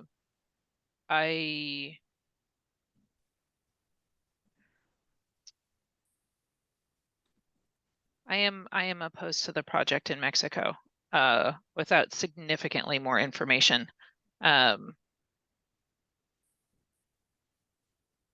Chair Eldred, may I ask, what is staff's recommendation and what is our action item, if I may, just to understand it? Are we recommending approval of these multiple longer-term contracts, or do we want to exclude any from staff, from recommendation to the full board? Are you asking what staff's recommendation is or what ours is? I think just clarifying it, the request is move forward with these, is it 4 or 5 contract opportunities? There's one that's already like worked through the RFO, and is it 4 other bilateral contracts or negotiations that are being presented? I think I lost count. Maybe to Marie, is it 5? One of them already had deliverability. The other 4, they're a little bit farther out, so don't have that yet. Is that correct? That is correct. One came from the RFO, the other 4 are seeking deliverability, and that's the purpose of executing these contracts. Member Those 4 Suzette, contracts. you don't even have to raise your hand. You can just jump right in. Oh, okay, thanks. I want to understand a little bit more about Mexico, Ana Olivia. Is it I know that it will affect different populations, and I would really like to understand where you're worried about population or these people ending up being hurt by projects that are coming from Mexico. Is it because we want to have the jobs in the United States? Do we not pay enough to Mexican citizens? What would be the biggest, I don't know, pain point there?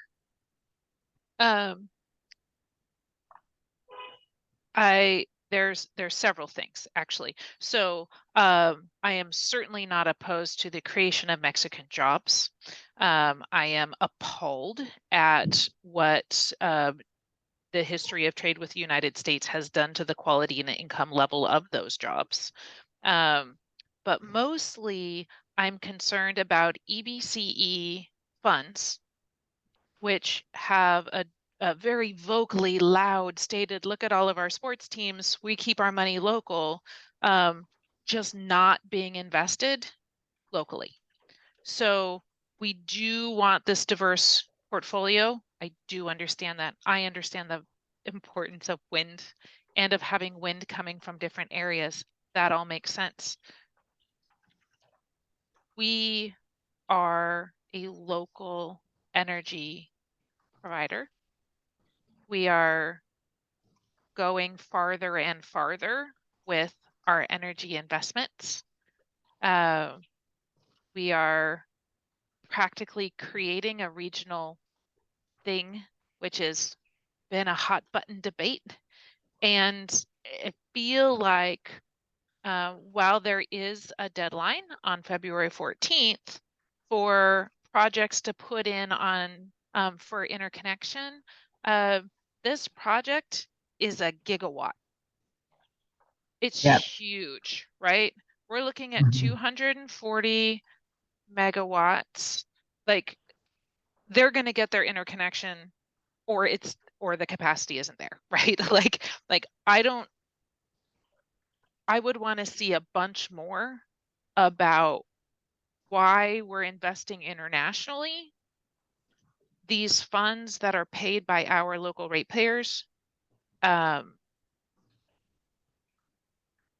there's just, we're supposed to go local, in-state, right? Like really local, surrounding counties, in-state, other states. And like somehow it just doesn't make sense to me that without a lot more information, I'm not saying that it doesn't make sense. I'm saying it doesn't make sense to me that we're like, hey, let's take our local funds and send them elsewhere, when the entire point of us creating this was so that we would invest locally. Like, it's the whole point of us building this thing. Like, that's why. And I just can't imagine there's not a project in California. Like, there's no projects available in California. Or like, there just are. There has to be. There's stuff out there and we can find it. And I'm not interested in the race to the bottom. I'm interested in making sure that we invest our community's dollars in accordance with why we exist. And so, you know, we know that we don't have enough power locally. We can't generate enough power locally. We know that. It's impossible.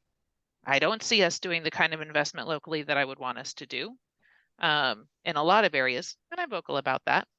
But we make decisions about where we spend our constituents' money, and that should be here.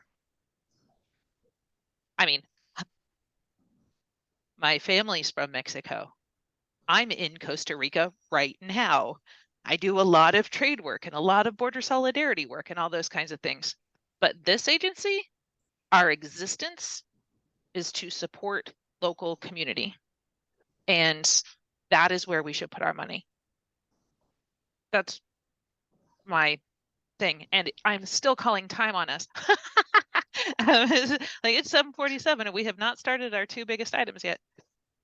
Right. Well, So I that's wanted, where I'm I at. wanted to, yeah, I wanted to be convinced, and I'm more in agreement with you. I'm in the energy efficiency game. I know we can do a lot Yeah. with energy efficiency. I also want to say that I am so sad. Just take a second to say I'm so sad that you're leaving. I hope you keep in touch. You drop in. I'm not out today. hi. It's okay. We're not out today. Well, Yeah. thank you. Okay. All right. I'm just gonna stop now. Thank you. Thanks.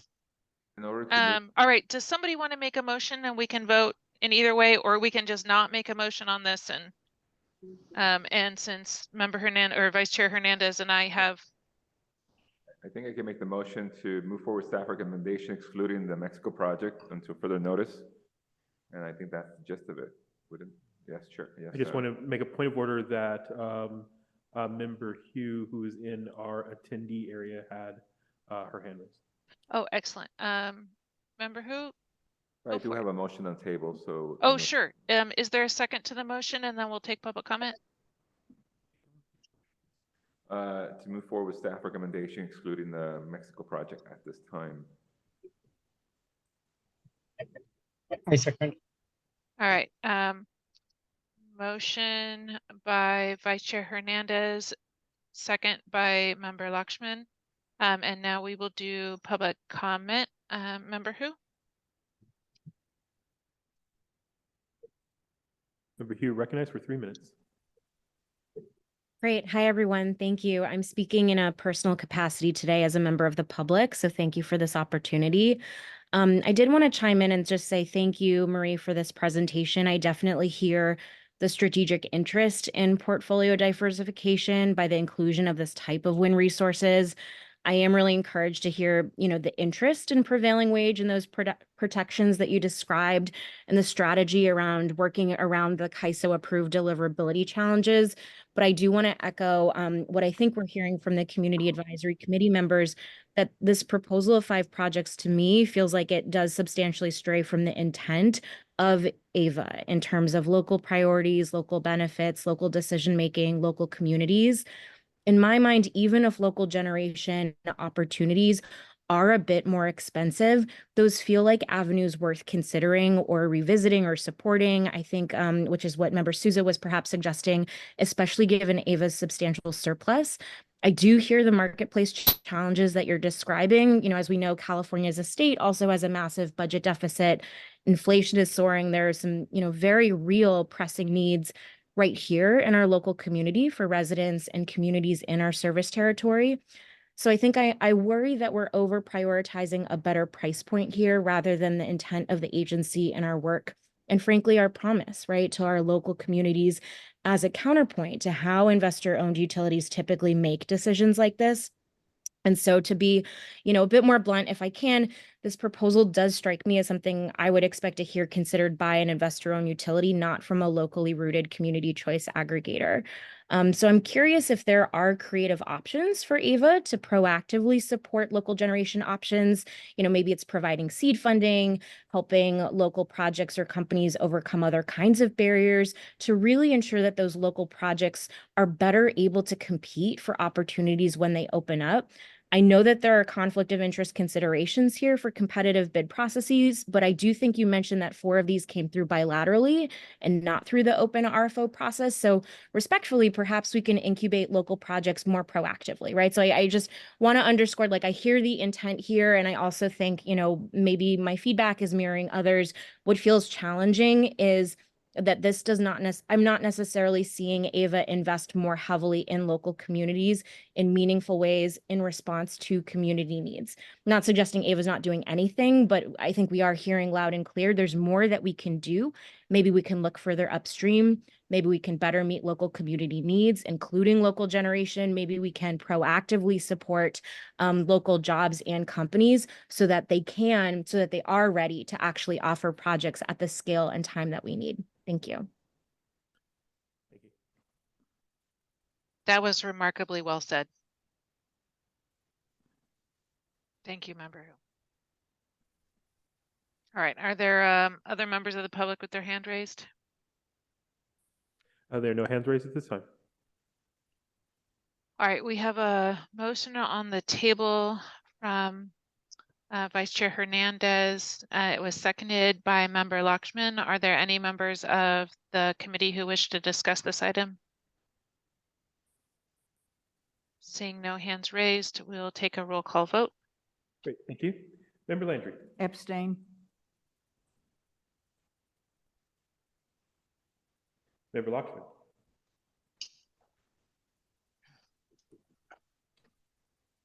Member Lakshman. Yes, yes. Member Souza. I'm also gonna say no because of the community aspect of this, and until we start looking at more options for community, I'm gonna say no. No. A point of clarification, is it abstention or no? It's being nay. That's a no. No, that's correct. Did you understand me? Yes, I recorded it as a no. Thank you. Great, thank you. Member Carr. Yes. Vice Chair Hernandez. Yes. Chair Eldridge. Chair Eldridge. No. Okay. Can I get a clarification after you read back the, We have 1 abstention, 2 yes, and 2 no. I think we had 3 yes. 3 yes. Hold on one second. Member Carr, Member Lakshman, and Vice Chair Hernandez. Yes, you're correct. 3 yes, 2 no, and 1 abstention. I don't think that passes. I think it passed. All right, so can I get a clarification from Member Landry? You abstained. Is that because you supported the project in Mexico? You wanted to see more local investment before we move forward with all these other things, or for a different reason entirely? No, it's what you just stated. I would like to Okay. see more local development, more investment in our community, and the fact that we do have fairly substantial reserves has a member of the public suggested maybe we could help get some of these local companies, assist them with becoming online. So, Okay. yes. All right, so seeing that, are we comfortable with me taking that feedback with 3 yeses on 4 of the projects, with withholding the Mexico portion, and 2 noes and abstention for functionally the same reason of wanting to see more local, but also still not supporting the Mexico project? And take that information back to the board, and we can try and move to the next agenda item, as it is 7:55. And I think, Chair Arden, if I may, I think I'm aligned with that. I think we probably need more information, but I think ultimately the committee probably doesn't want to do projects outside the area, but more locally, I think is what I'm hearing too. Is that about right? Yes. Okay. Thank you, Yes. Chair. Okay. Thank you. All right. So, thank you for that. We really do appreciate it. It was a very good presentation, and I appreciate the level of, just the amount of preparedness. That there was a very good presentation and a really solid PowerPoint, and I'm grateful for that. Okay, so we're going to move on to the next item, and y'all, it's 8, so we got to try and wrap this because we're gonna do this well. So workforce and EJ project selection criteria. Is that correct? Yes, and I'll be speaking to this item, Chair Eldred. Great, thank you. Awesome. Thank you, Chair Eldred. For those who haven't met yet, my name is Kate, Public Engagement Coordinator here at AVA. So I'm happy to be here tonight to provide just a quick overview of AVA's proposed workforce and environmental justice project selection criteria. This will go before the board tomorrow as an action item. So just as some context to this document, over the past several months, AVA staff have been engaged with a large group of stakeholders that form the CCA Workforce and Environmental Justice Standards Alliance. This is a coalition of over 40 organizations spanning labor, climate, environmental justice. And they approached AVA last year to work on establishing some workforce and environmental justice priorities that can guide project selection here at AVA. So we're very happy with the document we arrived at through this collaborative process. And we see this as reaffirming our commitment to enhancing workforce and environmental justice priorities. Staff also presented an earlier draft of this document at a board subcommittee meeting in November, where we received board and public feedback there as well. So to dive right in, just a quick a roadmap kind of here. We start off with just some basic definitions of terms that are used throughout the document. And then a couple pages later, Adrian, we start out with some goals under workforce and local workforce development. We lay out some goals and benchmarks that AVA will prioritize in energy offtake agreements and any large AVA-owned generation projects. We don't have any at the moment, but that criteria is listed there. And then a little further down, letter B, innovation. So we acknowledge that we need to see innovation in key technologies to reach our ambitious climate goals. So AVA will prioritize projects that accelerate that innovation. Letter C, location, of course, prioritizing projects in our service territory and in-state versus out-of-state projects. Letter D, environmental stewardship.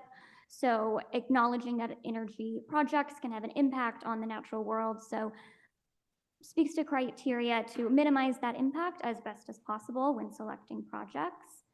And then on to letter E, so prioritizing projects that in turn support priority communities and actively engage with those local communities that the projects are in. And then a little further down, section 3, this is a really important key part of it, and that is establishing parameters for reporting on these key metrics when a project is completed. And then the last two here is just establishing that the board has discretion to waive this criteria in very specific circumstances, and then establishing that AVA as a representative on the California Community Power Board will support this type of criteria in that venue as well.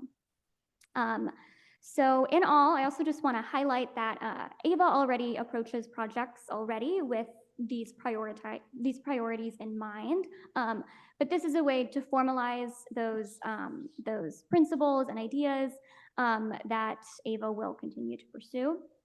And of course, I want to give a huge thanks to the stakeholders that we worked with while establishing this criteria. It was a great collaborative effort, and again, we're happy to present this here to you all today, and I look forward to your feedback.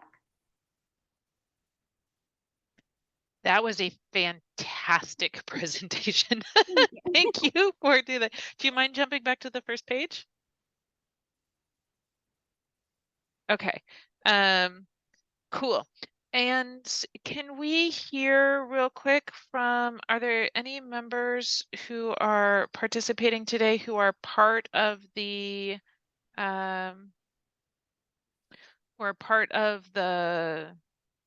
alliance that was working with staff on putting this together? Do we have any members from either labor or Local Clean Energy Alliance? Can you tell us if this is in alignment with what the alliance was working towards?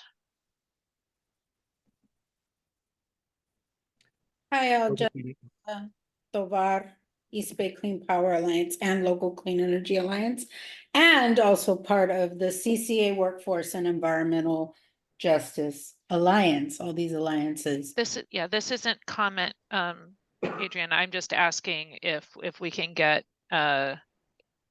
is this in line or not? So yeah, go for it. Go for it, Jessica. Okay, this is in line. The document that is before the board and before you all today is in line with what the Alliance has been asking for. So I do want to be appreciative of the staff that's been involved and folks from the Alliance that have been meeting on this. I do have comments, but since this isn't the place, I'll stop right now. Okay, great. So cool. That's mostly what I wanted to know. We should go to public comment then, and we can call on you first. So go for it. But this one will be under the timer. There are no hands raised at this time. Well, we do have one hand raised. Go for it. The Local Clean Energy Alliance.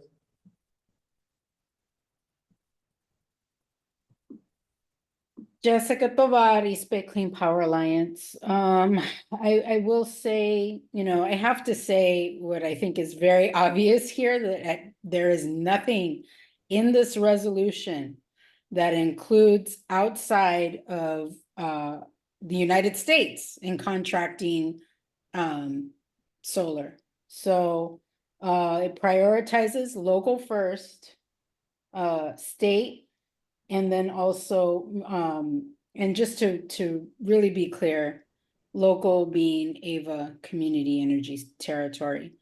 As a longtime environmental justice organizer, I'm very happy to see that we put the values of the State Environmental Justice Alliance, SEHA.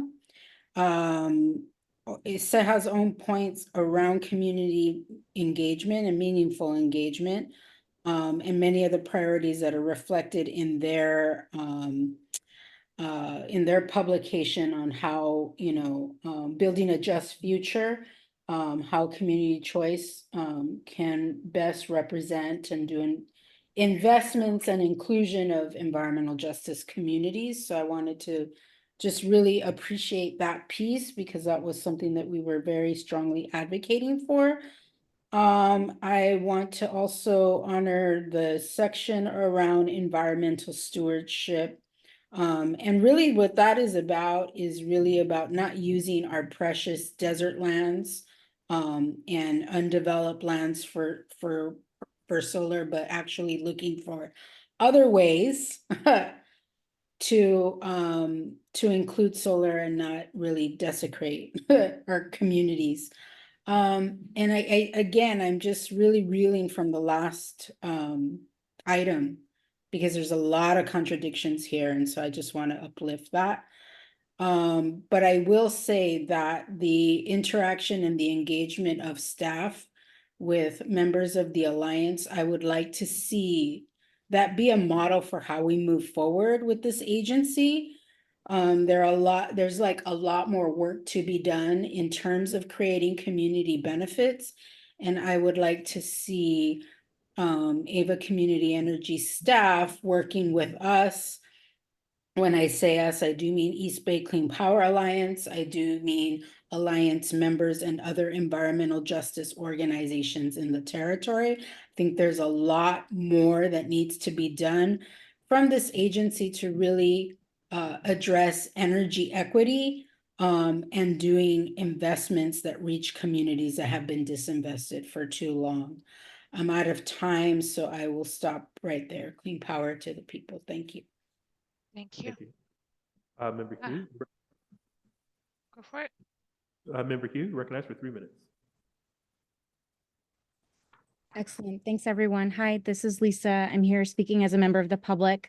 I strongly support the intent and actually a lot of the specific language that's offered here. And so I want to honor and really appreciate all of the partnership and work that generated such a robust document. It's really exciting to see and feels like a wonderful reminder of what is possible inside of AVA, inside of our communities, and things that we want for our local people. I do think especially the reference points to SEHA's framework are really strong. It's very helpful to see statements like, AVA understands the importance of meaningful community engagement and recommends, et cetera.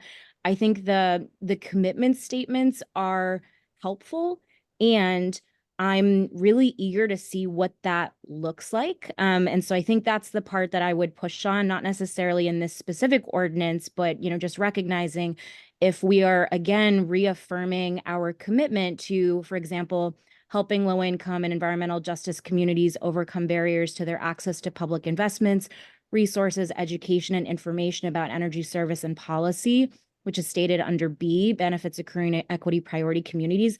Let's make sure that we're actually doing that in relevant opportunities, in creative opportunities, in a way that is easy enough that folks can actually access it. And ideally is moving in the direction of engaging more and more of our communities in this energy transition and in the energy transition work. Thank you so much. Thank you. There are no further hands raised at this time. Thank you so much. All right, so now we will go to members of the CAC. Cynthia? Yes, I would like to move the approval of this policy, the workforce and environmental justice project selection criteria. Excellent. Is there a second? I second that. Wonderful. Motion to approve by member Landry, second by member Souza. Can we please have a roll call vote? Oh, wait, is there any further discussion on this item?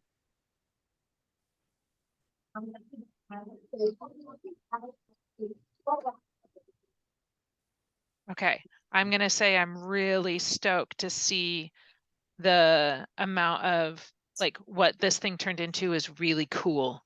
And I am so impressed with staff, and I am so impressed with this genuinely revolutionary, like actually the correct use of that word, alliance between labor and EJ movements to do concrete benefit for our communities. And I wholeheartedly support this whole process, and it's been very, very impressive. And if we can live it, it will be even more impressive. So if we can do the roll call vote, that would be great. Thank you.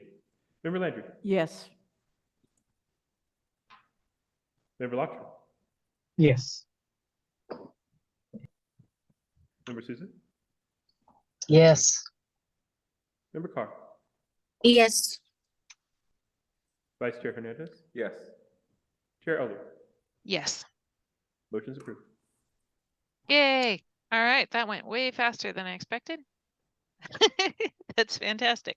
All right, so thanks so much for everybody and for all the effort and work that has been put into that. It's really beautiful to see that happen. We are moving into the fiscal year budget surplus, item C7. And that presentation is going to be done by Jason Bartlett, is that correct? That's correct. Great. Hi, nice to see everybody tonight. My name is Jason Bartlett, and if you haven't met me before, I'm the Senior Finance Manager and Functional Lead here at Ava Community Energy, and I will be presenting on the proposal for allocation of the budget surplus for the fiscal year. Please go to the next slide, Adrian. So in June of 2023, the fiscal year budget for the current year was approved by the Board of Directors with the condition to revisit the discussion of the projected surplus revenues as they flow through the waterfall. Specifically, the 50-50 split between renewables and on-bill credits. Now, if you don't remember, it was a while ago, but the waterfall consists of net revenues after at the end of the year after the audit. The first 50 million would be allocated to working capital needs. The next 100 million would be allocated to a reserve contribution. And then anything remaining after, the proposal at the time was to split it 50-50 with 50% of the remaining amount going to renewable, and the other remaining amount would be distributed as an on-bill credit to customers.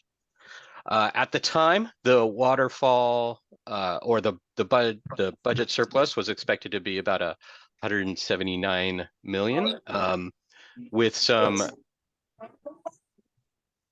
Sorry, someone's not muted. Thank you. And then, so since half the year has passed, and we've seen some changes in our estimates that went up to about 260 million.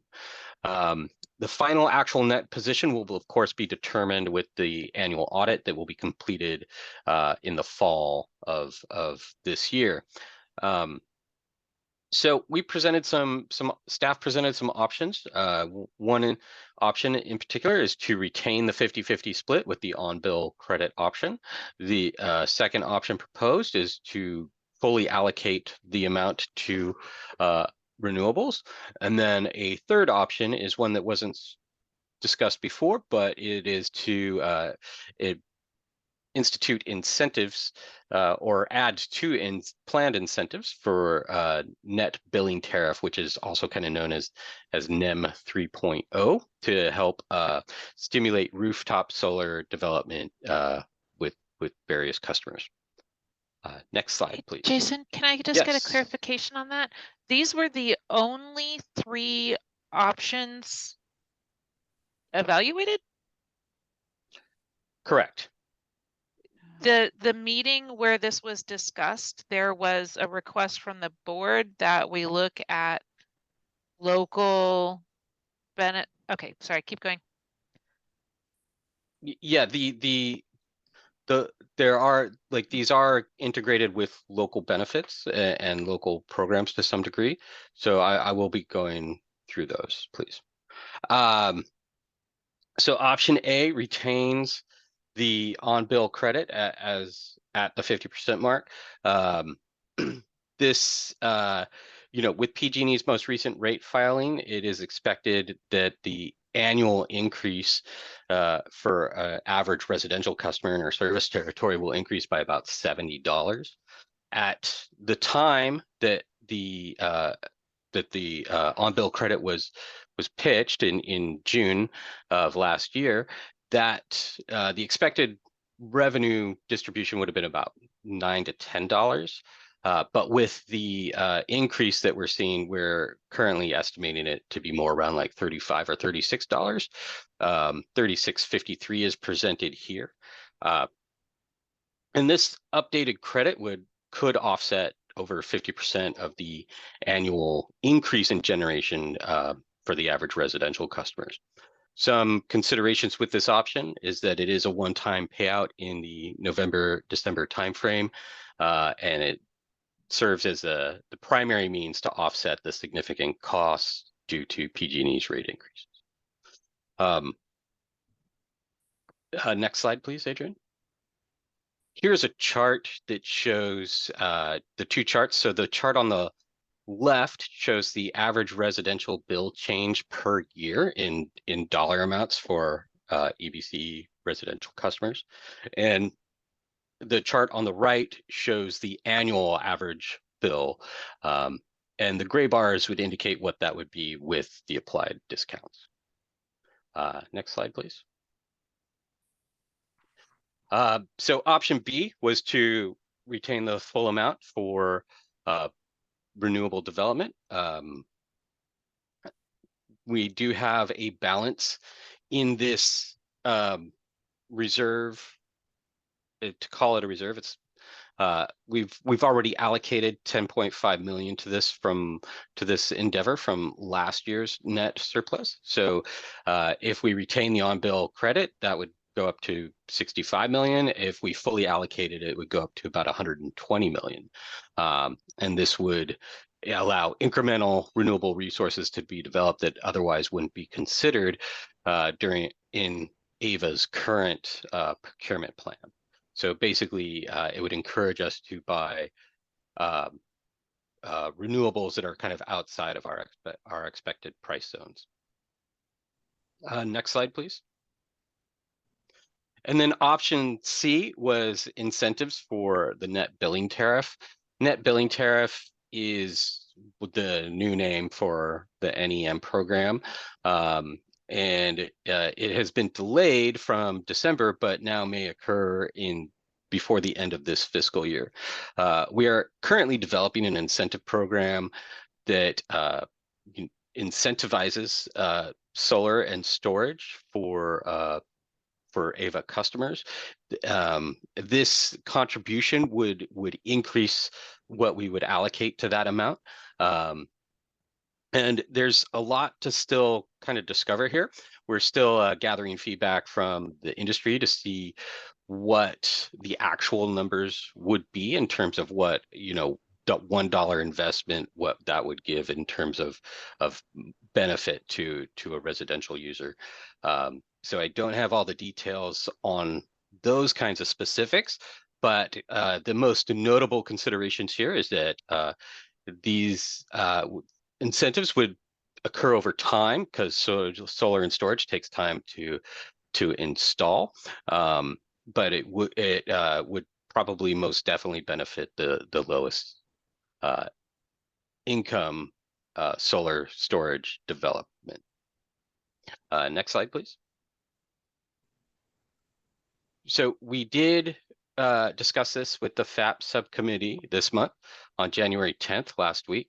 And they came with an interesting recommendation, which was to, instead of doing the 50-50 split with renewables and on-bill credits, to do a 60-40 split, where 60% would be allocated for on-bill credits, of which the first 40% would be for residential distribution, and then 20% would be specifically for CareFera customers.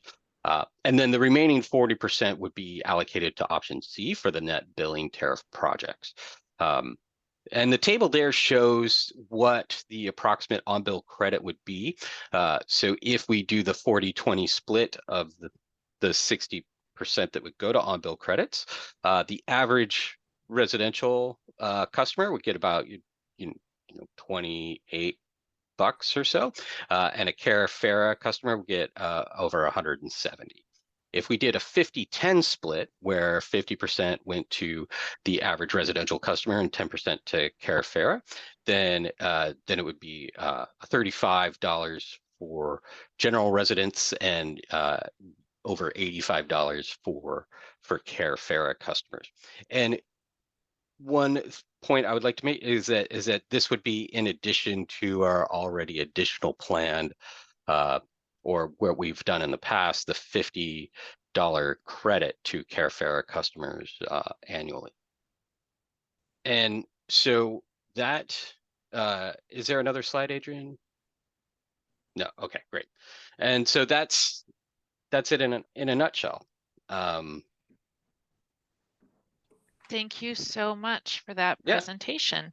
you. That was also a delightful time amount.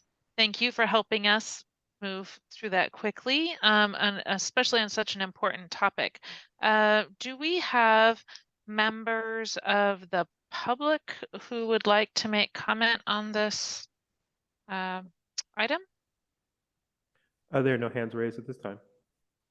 There is one hand raised. Local Clean Energy Alliance, you recognize for 3 minutes. Hi, this is Jessica Tovar on behalf of East Bay Clean Power Alliance, and we did submit a letter today in regards to this whole issue with the budget surplus. And one of the things that came up initially last year was about using some of the money from the budget surplus towards local development, microgrids, or some kind of local investment. And really what we've been asking for since 2020, and actually technically, going back to September 9th, 2020, the day where so much smoke was literally blocking the sun in the Bay Area, where all our skies were orange, was a day when we were experiencing power shutoffs. We were experiencing extreme smoke from the fires. We were going through a heat wave. And if you didn't know it at the time, the Local Clean Energy Alliance was also hosting a resilience hub, community-driven resilience hubs with microgrids webinar, which also included JP Ross of the Local Development Business Plan team. And since then, with community groups, specifically environmental justice groups, we've been advocating for money towards resilience hubs with microgrids. Why? Because we are living in a climate crisis in which we don't have energy security. We've been living in the shadows of dirty energy power plants, being dumped on, not having the jobs, not being able to keep the lights on because of affordability issues and because of, PG&E and the structure of the investor-owned utility really just keeping us in perpetual debt. And so the letter really highlights and has about, I think it was 11 different environmental justice organizations within AVA community territory calling for money, $15 million from this budget surplus to go towards resilience hubs. And this isn't just microgrids, it's also the various monies that is needed to do organizing in, for resilience, but also, acquire other things that are needed for us to weather the various storms. So I'm out of time, but I really do want to highlight that the way this budget surplus is being discussed really ignores that call.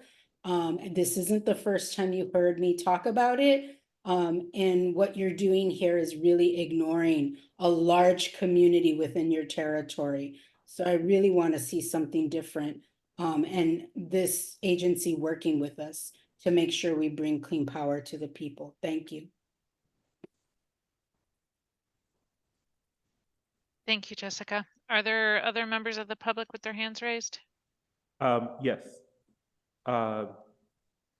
Lisa Hugh, recognized for 3 minutes. Great. Thank you, everyone. This is Lisa Hu speaking as a member of the public. Jason, thank you for this presentation.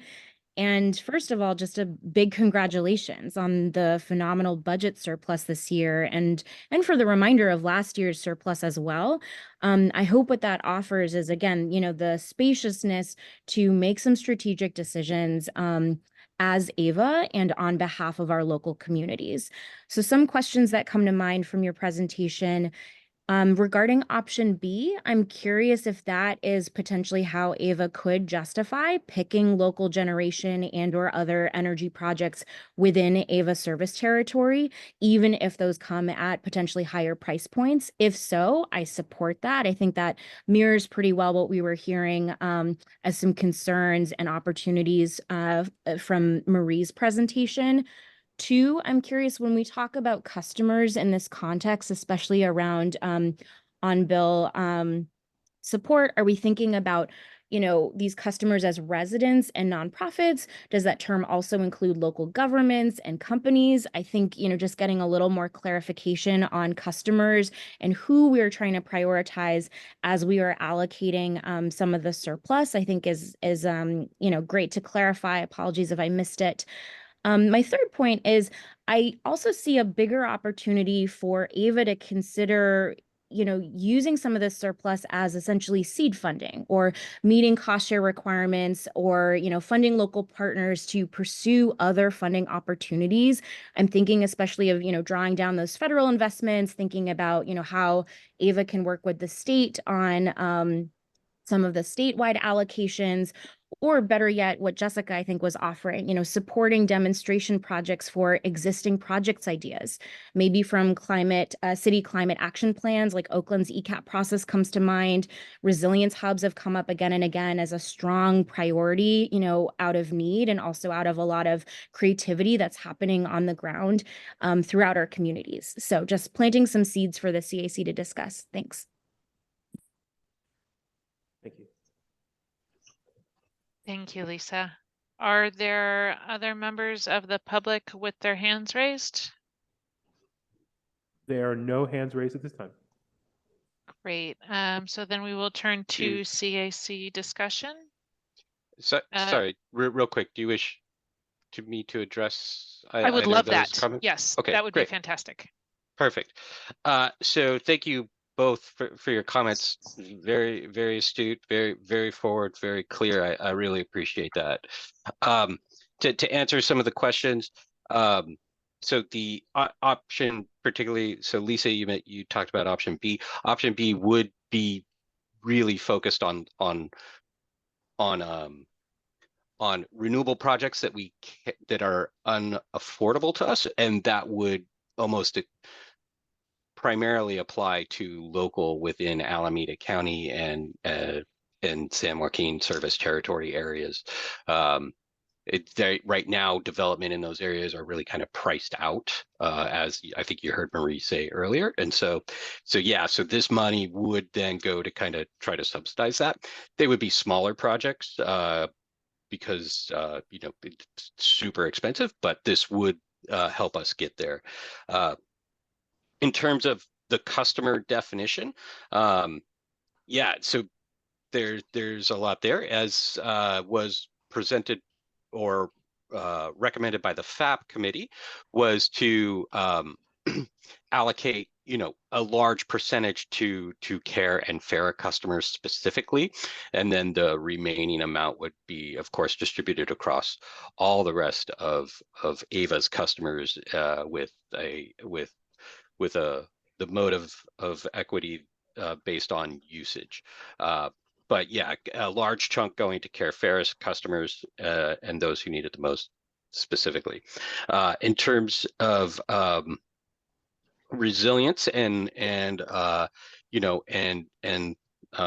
ways to make our air cleaner and reduce risk and things like that, the option C is focused in that area, and that it would be specific for AVA residential units and businesses to build rooftop solar and battery storage on their properties, which of course creates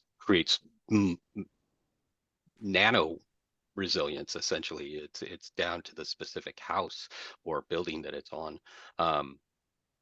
And so, while I realize that there are other methods, of course, to build resilience hubs and microgrids, I was not on the part of the decision to choose what to focus on specifically, but my understanding is that leadership felt that this was probably the most effective option at the time, and that's so I hope that addresses some of these questions and concerns, and I know it doesn't ever alleviate them, but I do appreciate the effort, and I do appreciate the comments, and please keep giving them.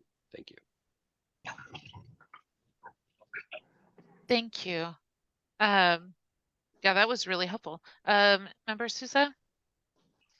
Yes, I actually I was kind of gonna agree with Jason in that investing in storage will create jobs and resiliency. I would really like to see a plan or a mock-up of some sort of microgrid, as Jessica has suggested, which is fantastic.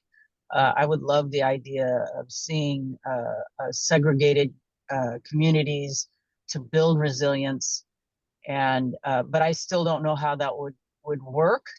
And I think that the batteries and storage in communities is key to that, but I'm not entirely sure because I'm not an expert.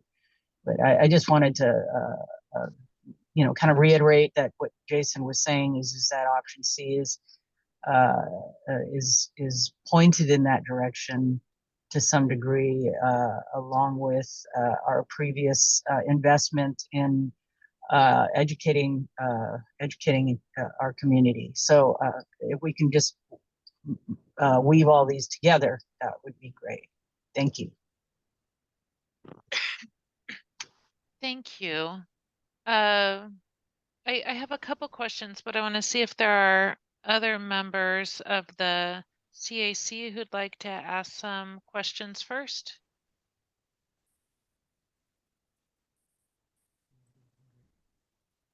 I can't really see the boardroom, Adrian. Member Landry has her hand raised. Great, Member Landry? Yes, I would like for the staff, I know this is an action item, but I would, in light of the feedback that is being given tonight, maybe we can relook at some of these options, but in particular, the East Bay Clean Power Alliance letter, which I just read, I'm very supportive of investing 15 million into the community resilience hubs, and especially prioritizing environmental justice in low communities, and with site selections also. As we all know, you know, we are in a climate crisis. I think this is good emergency planning. And I happen to work in social services and I work with the safety net population, I'm always respectful and supportive of low-income folks getting support in their in their energy bills rather. There are various supports that customers can get in addition to the support that we can provide them. For instance, Spectrum, and I think annually HEAP, you can qualify for HEAP, and there's another pot of money that potentially low-income folks can use to offset their energy costs. And I know the bills are high, but I would like to see a greater investment, a more, you know, a more permanent investment made in terms of resilience hubs, because we do need to start planning for the future. So I would like to see, with the input tonight, if we can work in this $15 million, approximately $15 million into investment in resilient hubs, if that's possible. And I would ask Chair Eldred if that could be brought up tomorrow in the meeting, depending. Yeah. I'm working on a motion in my head that can include that. I have a couple questions that I would want to get clarified before I make that motion though, but I see that Jason has his hand raised. Yeah, thank you. I would like to make a comment to answer something that you had brought up earlier, Chair Eldred, which is that while these are the only solutions that we looked at, these are not all the solutions available. And by all means, I highly recommend, you know, to make considerations, think outside of these options in your recommendation, and to, you know, if resilient, if this, you know, this, as you know, if this $15 million is a huge priority for this committee, then by all means, please put it forward, because the guidance from staff here is for the board to make the decision. And I think that, you know, even though we're presenting 3 options, there's no reason there can't be more. So thank you. Okay, thanks. I do appreciate that. All right, I really do. Like, this is solid. Are there other members of the CAC who want to ask questions before I ask questions? Chair Eldred, just a quick clarification. I know on the presentation that talks through. Can you move your microphone a little closer? Yeah, so on the presentation, I think of the recommendations from the last slide, just a clarification on that general AVA accounts, there's like that 40-20 split or the 50-10 split, either $44 million or $55 million. What percentage of those are business accounts versus residential accounts? Mm-hmm. I'd just be curious to know that. And that $15 million, is that similar to that $50 million set aside that was going to go to the Children's Hospital, then was pulled back? Is that how we get to that number? It hasn't all Or is been that pulled still in back. place somewhere in the universe of dollars and cents?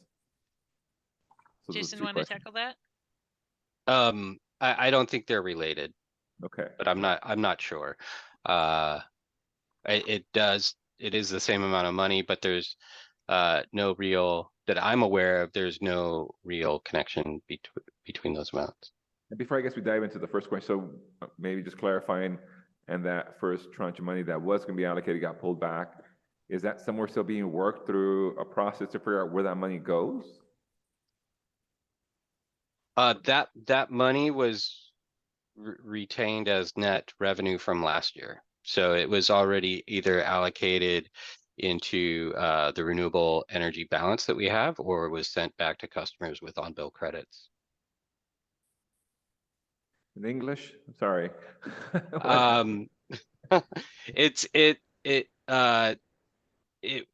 Since it didn't get used in the budget, it became a part of the net revenues of the year and was then allocated either into revenues, working capital. There was no real earmark tracking it any longer once we decided not to do that. So the surplus we're talking about right now is only for the forecasted year end, is that right?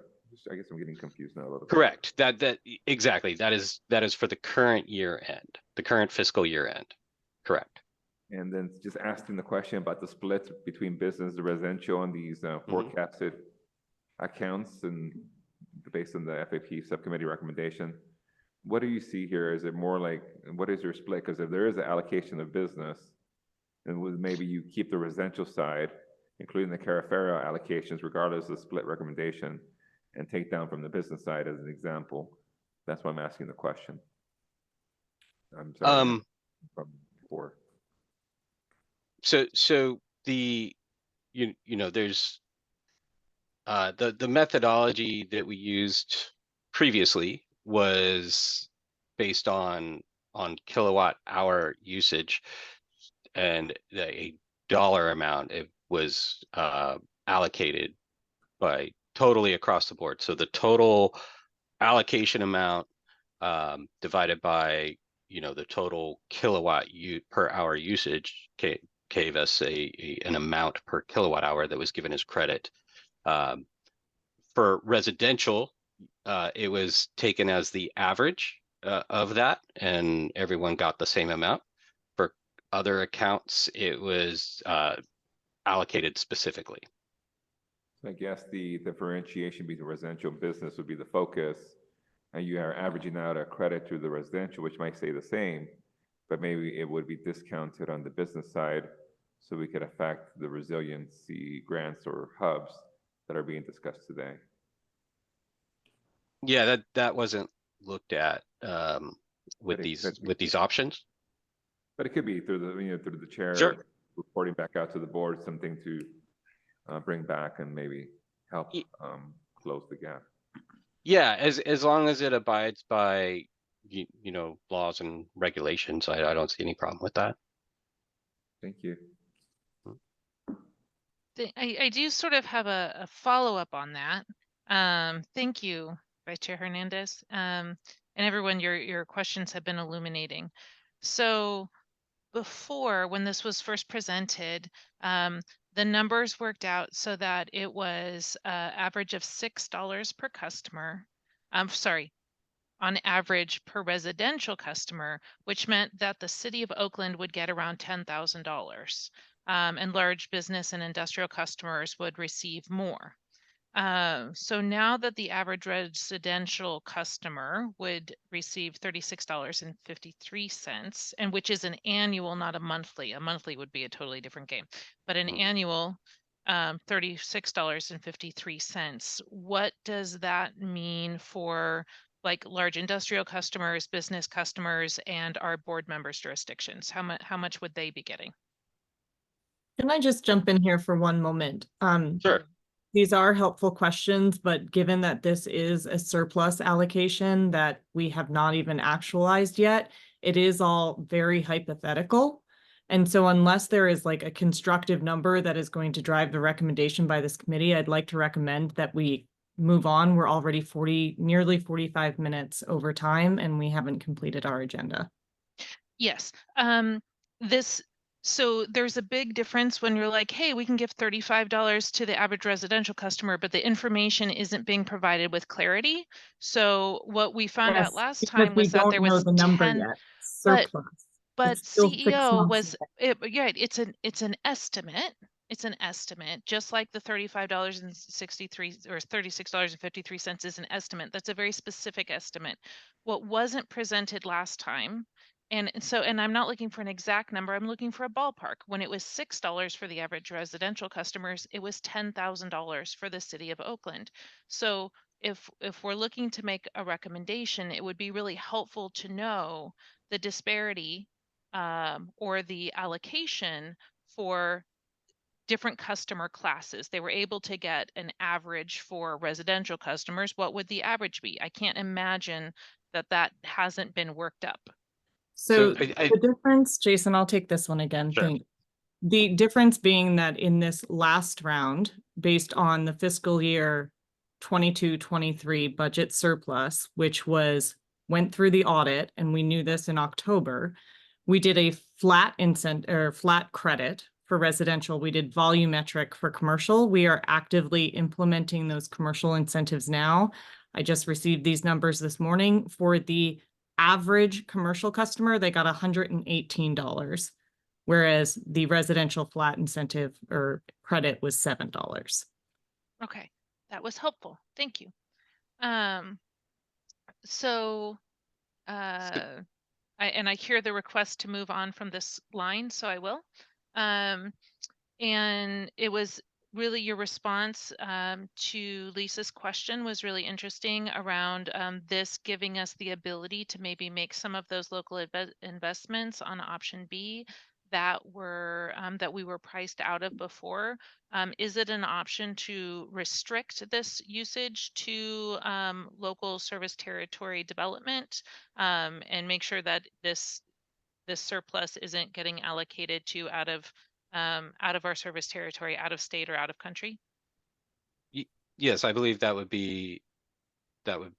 that's acceptable. Yeah, you could make that distinction specifically. Okay. All right, so, and I would also like to speak in favor of the 20% allocation to Carefara and medical baseline customers. And I'm going to try and wrap some things together. And so I'll make a motion. You can support it or not. Doesn't matter. I would like to, I move that we support the 20% allocation to Carefara and medical baseline customers, that we support the investment of at least 15 million into resilience hubs and the letter sent forth by the Local Clean Energy Alliance, and that the rest of the funds, that we say that in general, we support option B with a restriction for local development, and option C with its Ridiculous. local focus. And there can be a second or a not to that. So that would be my motion. I'll second Member Landry. Great. So now we would do, so motion by Chair Eldred, second by Member Landry. Is there any public discussion on this?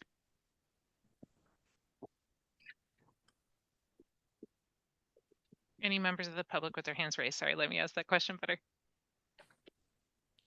There are no members of the public with their hands raised. Great. Any comment from the CAC?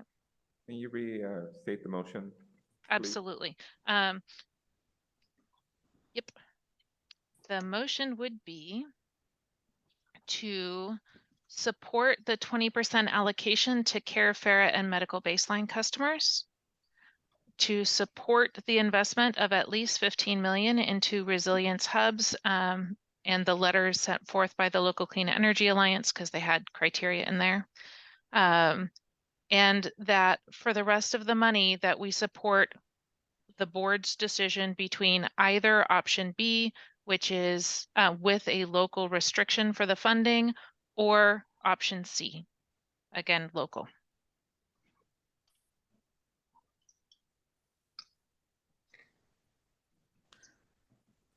Thank you. Call for the vote. Great. If we could have a roll call vote. Thank you. Member Landry. Yes. Member Lockman. Member Lockman. If we've lost member Lakshman, I'm not sure if we still have a quorum. Hold on one second. Member Susan, Yes. member Carr, Yes. Vice Chair Hernandez, Yes. Chair Eldred. Yes. We have 5 yeses, but we're still short of a quorum. So 5 yeses, but lost quorum. That is just fine. Okay, so as we have lost quorum, it's very sad. We gonna make an announcement around the CAC chair and vice chair elections and term assignments, and that is the best that we can do this time.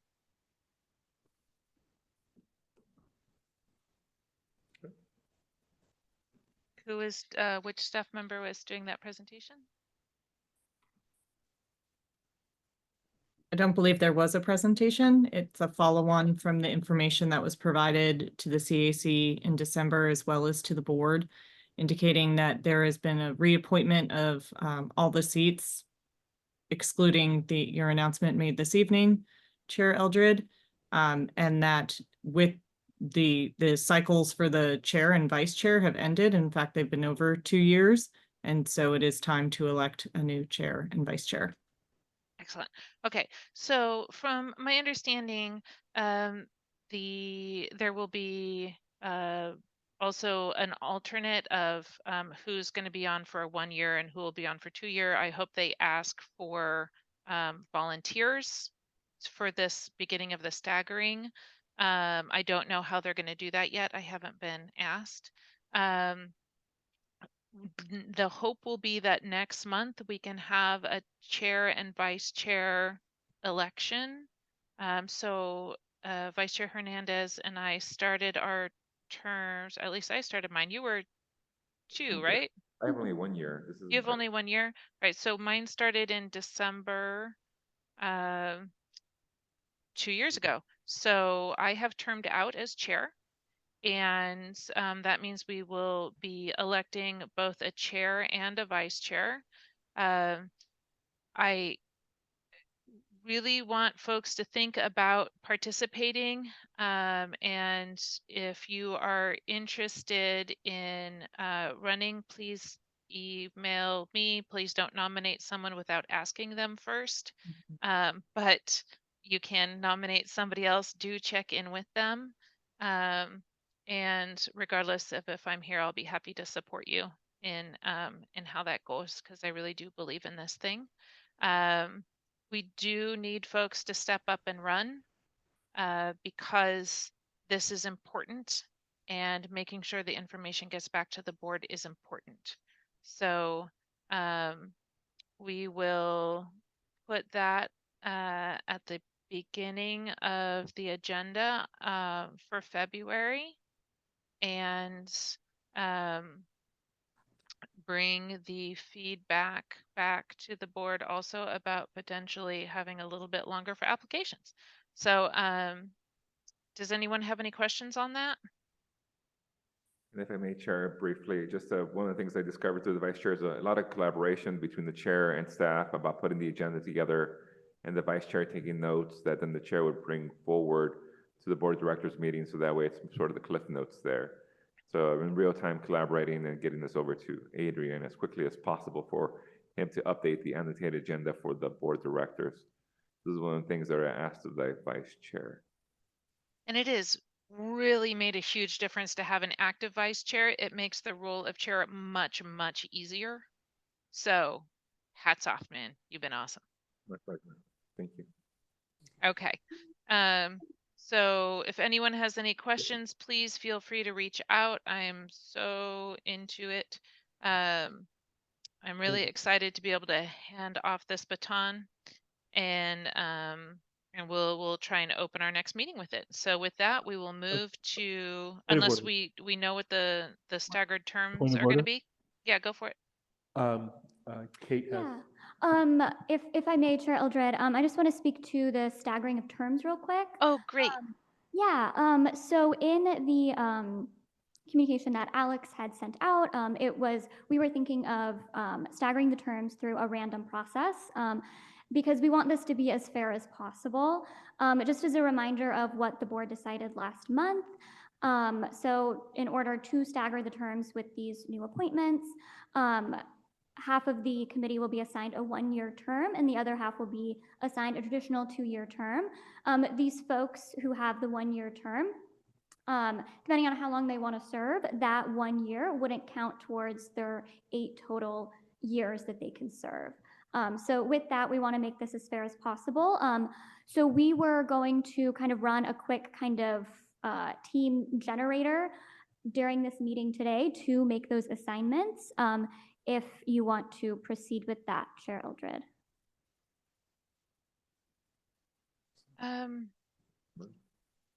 Go for it. Do you want to do it or save for more of a quorum? Wait, why don't we save it for more of a, we don't even have quorum right now. So That's call. does that work? I also heard we're an hour over, so. Yeah. So why don't we do this next meeting? Thank you. Okay, thanks. Thank you, Vice Chair Hernandez. Good call. Also, these poor people are keeping this business open so it can be open to the public, and it is 11 p.m. here. Okay. So with that, we will move on to a member and staff announcements, including requests to place items on future CAC agendas. Are there any members of the public with their, oh, sorry, we didn't do public comment on the last item either. Was there any public comment on the last item? There's no hands raised for public comment this time. Okay, great. I did receive one email, but I believe that question has been addressed. So, okay, with that, then we will move on to request for placing items on future agendas that have not been raised. Is there any members of the public with their hand raised? There's no hands raised at this time. All right, and any members of the, yes, we do. We've got 2. Member Landry? Yes, I had actually maybe 2 items, and I know it was referenced last month. I'd like to see a timeline or request a timeline with getting through some of the items we have previously talked about putting on the future agenda. Because, so this has kind of been, not to be critical, but this has kind of been like a rolling list here. And I'm not clear, you know, when we'll get through some of these items. And you know, again, not to be critical, but it appears if we put items and, you know, they're not addressed, you know, and I realize that staff time, I mean, you know, I know Annie's here and an hour over. I certainly recognize that staff time, everyone's time is valuable. But on the other hand, we do have, you know, some of these items are kind of critical. And so I'd like, you know, to see a, because it's just putting these things off and I don't think, or it appears. So I'd like to see a process to get through these pending items. So. I'd be absolutely, that's written down. I'd be more than happy to go through some stuff with you Right. offline too to Right. show you how they're done. Okay. But yes, that's written down. And what's the second one? The second one was, well, I happened to come here last month in person to the board meeting. And I am somebody, well, except one day a week, I work until 6. Today is my quote short day where I work till 5:30. But I wanted to see if it was possible for us to get, you know, some type of food, you know, ordered or, you know, some, So, yeah. so yes, that will probably not be put on an agenda necessarily, but yeah, Yeah. we can work on Yeah. and looking at some of the disparities between how the CAC and the board are supported in meeting attendance for sure. Yeah, yeah, I mean, you know, I don't have, because, you know, I take public transit, and today I ate two relatively healthy Nature Valley oat and honey bars, you know, so, Yeah. and I'm, again, not complaining because I enjoy being on this committee, but I would appreciate some food, you know, support. So I am fully, you know, fully here. Oh, I am here. Absolutely, absolutely. Thank you. And Vice Chair Hernandez? Yeah, speaking on timing, and I know I rushed through dinner with my family just to get here in the middle of the pounding rain.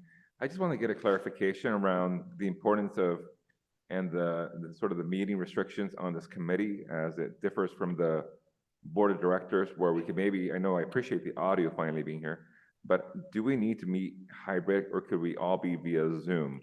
Because we have sort of that hybrid environment where it's just myself and the member here with staff. It's sort of, you know, disconnected, and we're always trying to fight to report out, not be, where are you at? Are you here or not? Could we not just be on Zoom all collectively together because it's easier to lift? Or If you, yeah, okay, so we will look at getting clarity around the Brown Act out to everyone. And if you post your agenda and notice everything correctly, yes, you could participate via Zoom. But we will get that out to everyone and make sure that there's a But clear are we a understanding Brown for all Act body members. or not? That's the bigger question, because we're a committee. Are we really a Brown Act body? Yes, Not we like a- are. And I'm just curious to explore that further, because I don't know, we're a committee advisory, and we have open meeting, we could do Zoom, but I don't think we're the same as an elected body. So I don't, Yeah, we will add that to the list and go through it to make sure it's clear for everyone, because that will be a good discussion for everyone to have. thank you. And thank you for bringing that up for sure. Pleasure. Are there any other hands raised?